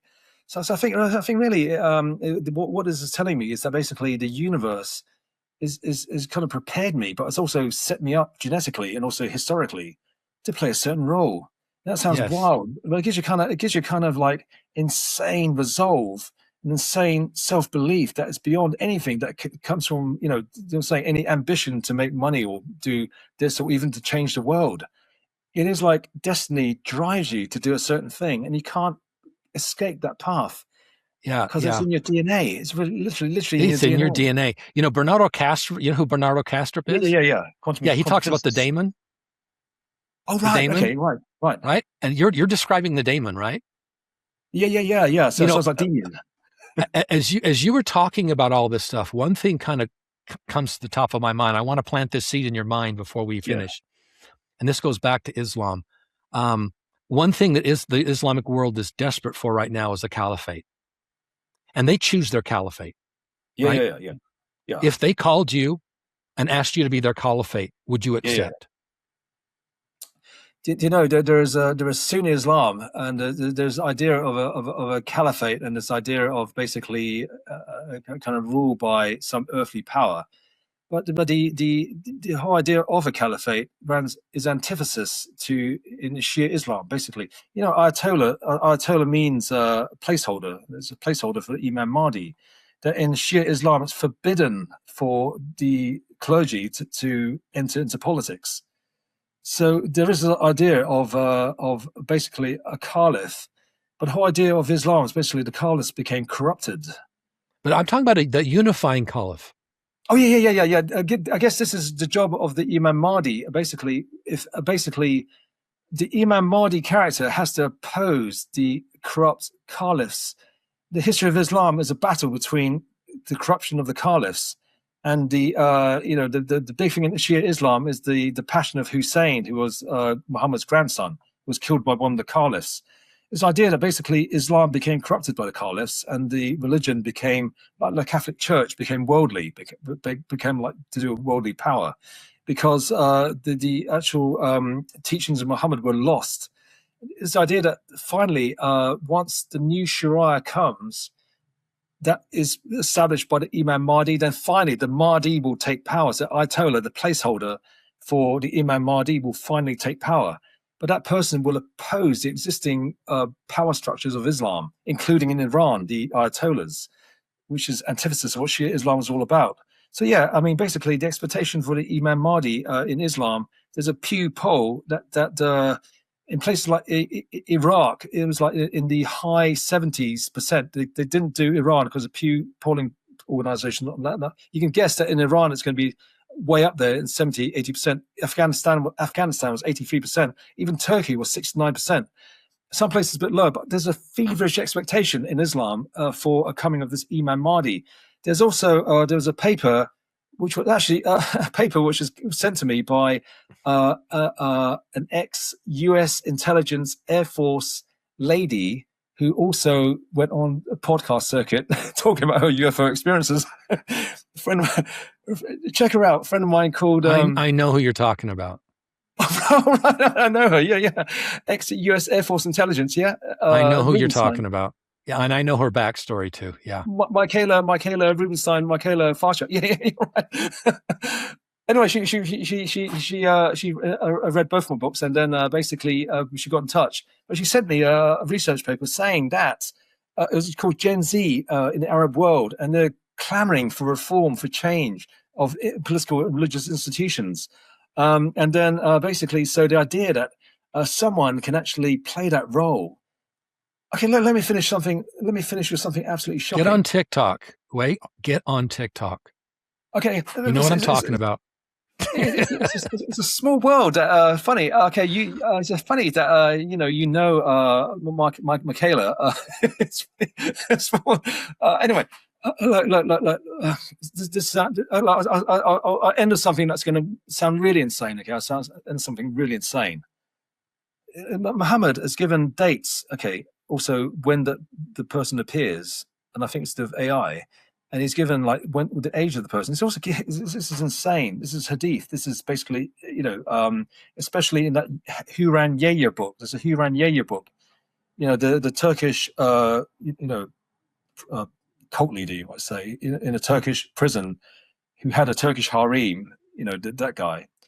In his book, it's called Hazrat Mahdi and Jesus, and there's nothing about Jesus in it. Okay, very little about Jesus. It's basically about the Mahdi. So look up, Hazrat Mahdi and Jesus, and there's loads of PDFs that his followers are put on the internet. Anyway, they contain loads of physical descriptions of the person, the Mahdi, and it's astonishing. And I've been accumulating these prophecies for years now, but there's a huge cache of these prophecies in this book, all reference. And they're true. Because the Turkish state would have, in terms of to bring the guy down, which they did, they brought him down. He's in prison for 8,000 years. It's a very serious crime to make up hadith. Okay, so it's true because obviously they've gone through and they've checked all the references. Basically, in this book is a great big compilation of the physical description of this guy and stuff outside the book as well. Anyway, Muhammad, this is astonishing. It's given the height, complexion, hair, forehead, eyes, eyebrows, nose, cheeks, mouth, teeth, neck, arms, ends of the shoulders, belly. He's given a very precise. It's astonishing. It's absolutely insane. What's really insane, and I'll probably lose some people for saying this, I fit 95% of those. Okay. Why am I not surprised? I'm going to ask you again. I'm going to ask you again. The ultimate game. You're going to get on TikTok. I'm going to ask you because they're going to choose someone. They're going to choose someone. Yeah, right? So someone's going to be ID. Yeah. If you were chosen, if you were called, would you answer the call or would you turn it down? The baton race. If someone, look, I've got to be in a position where I'm not killed immediately. So basically, I've got to pull that sword out of the stone. That's the problem. That's the problem. I've got to pull the sword out of the stone. And once, there's a huge interest in AI in the Arab world. Basically, large language models. Once I pull out the sword and the stone, basically, these prophecies exist out there. You know what I'm saying? They're out there. And the baton race thing, I'd never claim to be the Mahdi. That's a baton race. Okay, you pass the baton if you can't make it. So, Hiran Yahya isn't the Mahdi. He's in jail for 8,000 years. But if you really think you can pass the finish line, you can really take the baton past the finish line, then you do it. So you really can think you can reform the sects of Islam and then basically bring about this, then go to the Jewish world and say, hey guys, I'm Jew of the Orient. Hey guy, people think we're lost tribes of Israel, and actually get into that world as well. And actually not just be Mahdi to the Muslim world, but also, okay, I don't want to use the word Messiah, but some influential person in the Jewish world, and then reconcile the two. What a game. What a game. I mean, this is like, people think, the biggest game is the next Elon Musk. This is the biggest game. Yes. You're talking about unifying billions of people. And then go to the Chinese Communist Party and say, hey guys, look, you guys are but there's this thing called individual human rights. You guys did great with the collective human rights, the collective human dignity and stuff. But let's individual human rights. Let's work on that a little bit. And so for you, this is all about you being the one that actually pulls this AI out of the stone. So this stuff with Islam, the world of Judaism, China, obviously, to do that, to take some kind of platform, and some kind of influence to do that. Even if you have the Nobel Prize, even if you're the Dalai Lama, the Pope, Isaac Newton, and Einstein combined into one, why should these people listen to you? You know what I'm saying? But if you actually fit certain physical descriptions, if you actually have a kind of pathway into the Oriental world, into the Occidental world, into the Jewish world, into the Muslim world, and if you have this great sword and stone, the ring of power, then that's what it takes. Let's finish with at the very least, you've heard the most amazing sci-fi story you've ever. No, this is great science fiction. We've lost most people. We're at 2 hours now. Most people have burned off. But I wanted to get you on the record because this is for the future. Oh, yeah, right? Yeah. No, people are going to be seeing this video in 10 years from now. This is like the Gail Bradbrook thing I did for XR, but just on another level, really, in terms of exposure, in terms of coming out the closet, I suppose. Yeah. No, really. Let's make it an historic record that people will look at this. That's what this is. That's what this is. Absolutely. Fantastic. You picked a very good time to, we picked a very good time for this because there's a big solar eclipse. Well, not a big one, 90%. Oh, I know. And the Lionsgate portal. Oh, yeah. And also, the fact that there's a heat wave. I'm sweating now, for Christ's sake. And it's cooled down. There's major crop failures coming in El Nino, and next year's going to be a lot worse, and we're going to have major crop failures. And we've got a lunar eclipse coming up on the 28th of August. So we're between a solar eclipse and a lunar eclipse, right? Now.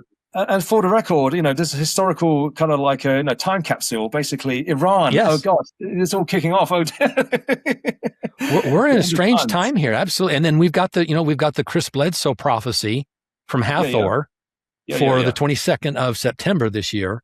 So let's end it with this. Wait, what message would you like to say to your future self? Let's say in 5 years. What would you like to say to yourself in 2031? Well. In 5 years' time, look, Guy, look, Wei, look. This is what we really. This is what we really want to do. This is basically this is destiny, Wei. And in 5 years' time, look back on this, and basically, it is this is where I guess it begins. This kind of like this whole unfolding. The prophecies really are now. You've been talking about prophecies are now for years. You've been talking about this idea of mythology as reality. Oh my God, mythology really is a reality. Prophecies really are now. And you got to just basically the baton race. You got to just really run now. You got to step into that role. And then, okay, this is me now. And then basically, this is me now. Just really running the baton. I got a baton. I think I can really get it past the finish line. So in 5 years' time, if I'm past the finish line or near, then yeah. I mean, let's go for it. Just keep running. Awesome. Or, is there anything you want your future self to remember of what it's like for you right now here in August 2026? I tell you, Dean, my life is complete chaos on a personal level. I tell you, it really is. There's the synchronicities, but it's almost like the cosmic intelligence, the hand of providence, need chaos to work on. It needs mess. Do you know what I'm saying? If I did a regular job, if I did a regular routine, if I was like a normal person, synchronicities wouldn't happen. So my life is total chaos, like you wouldn't believe. So so I want to say that probably in 5 years' time, I hope it's less chaotic, because it'd be more like but in terms of a tree, in order to reach into heaven, the roots must be deep into hell. Like, I got to say to my life is great. I'm a happy person and stuff, but I've really gone through like pretty dark stuff in the past few years, like really. So I'd like to say to my future self, look, if you're up in heaven now, these are I'm saying from down below in the roots. And it's dark. Look, it's dark. It's dusk here. It's like it's speaking from the darkness. Wonderful. Yeah. So no, I can really feel it. You know what I'm saying? It's like essentially years ago in my 20s, I used to have to take loads of LSD to be in this head state, to think these thoughts. So people have to take loads of drugs to be in this kind of head state to think these kind of thoughts. Like, you're on LSD, large doses, and you think you're the Messiah, thinking to change the world. And then the LSD runs out, then you're not God anymore, you're not the Messiah anymore. But now, completely straight. Okay, I had a cup of tea, I've had some chocolate powder, I'm feeling good. It's a nice warm day. Life is pretty good. Yeah, I mean, it's chaotic, but it's pretty good. And I can get in the state all the time. But I think as the mission progresses, do you know what I'm saying? I think there is a build up of energy, and I could just sense that basically where it leads basically as you keep going along this path and as you keep progressing, I think it leads to becoming God. Years ago, my very first state of being one with God on LSD, I recall it vividly. Okay, large dose. Okay, it's called California Sunrise, and basically this is years ago, 1993, and and I was in heaven, and I was like, there was a host in heaven saying, why have you taken so long? We've been waiting ages for you. And I was basically the savior. This is a very common experience, by the way, on LSD. And basically, I was just in this kind of bedsit in Archway. And so I became God. I became the Messiah. I think if you continue on this journey and you keep going along this journey, then basically what happens is you literally get in that state naturally without, you know what I'm saying, without the LSD, the drug in your brain. But what also happens is that circumstances and the world around you has transpired to make it that your physical reality reflects your mental state. So I think that's what it really means. It's not just you achieve this on the planet. It's that your consciousness becomes God. That's a good place to finish it. That's what I think. Wonderful. Thank you so much, Wei. Oh, thank you for no, really. This is great because I think knowing your Mormon background and knowing your past and the fact Michaela, all this kind of stuff really brings out the kind of stuff I wouldn't normally talk about in most interviews. Actually, so this is great for a great, amazing historic record as well. It's a really amazing, unusual interview, and it's the circumstances, the eclipse, it's lots of things, but a very special time, Dean. So thank you very much. You're welcome, and we will talk again. Fantastic. Let's okay. In the future we definitely shall. Okay. Cheers. Fantastic. Cheers. Okay. you.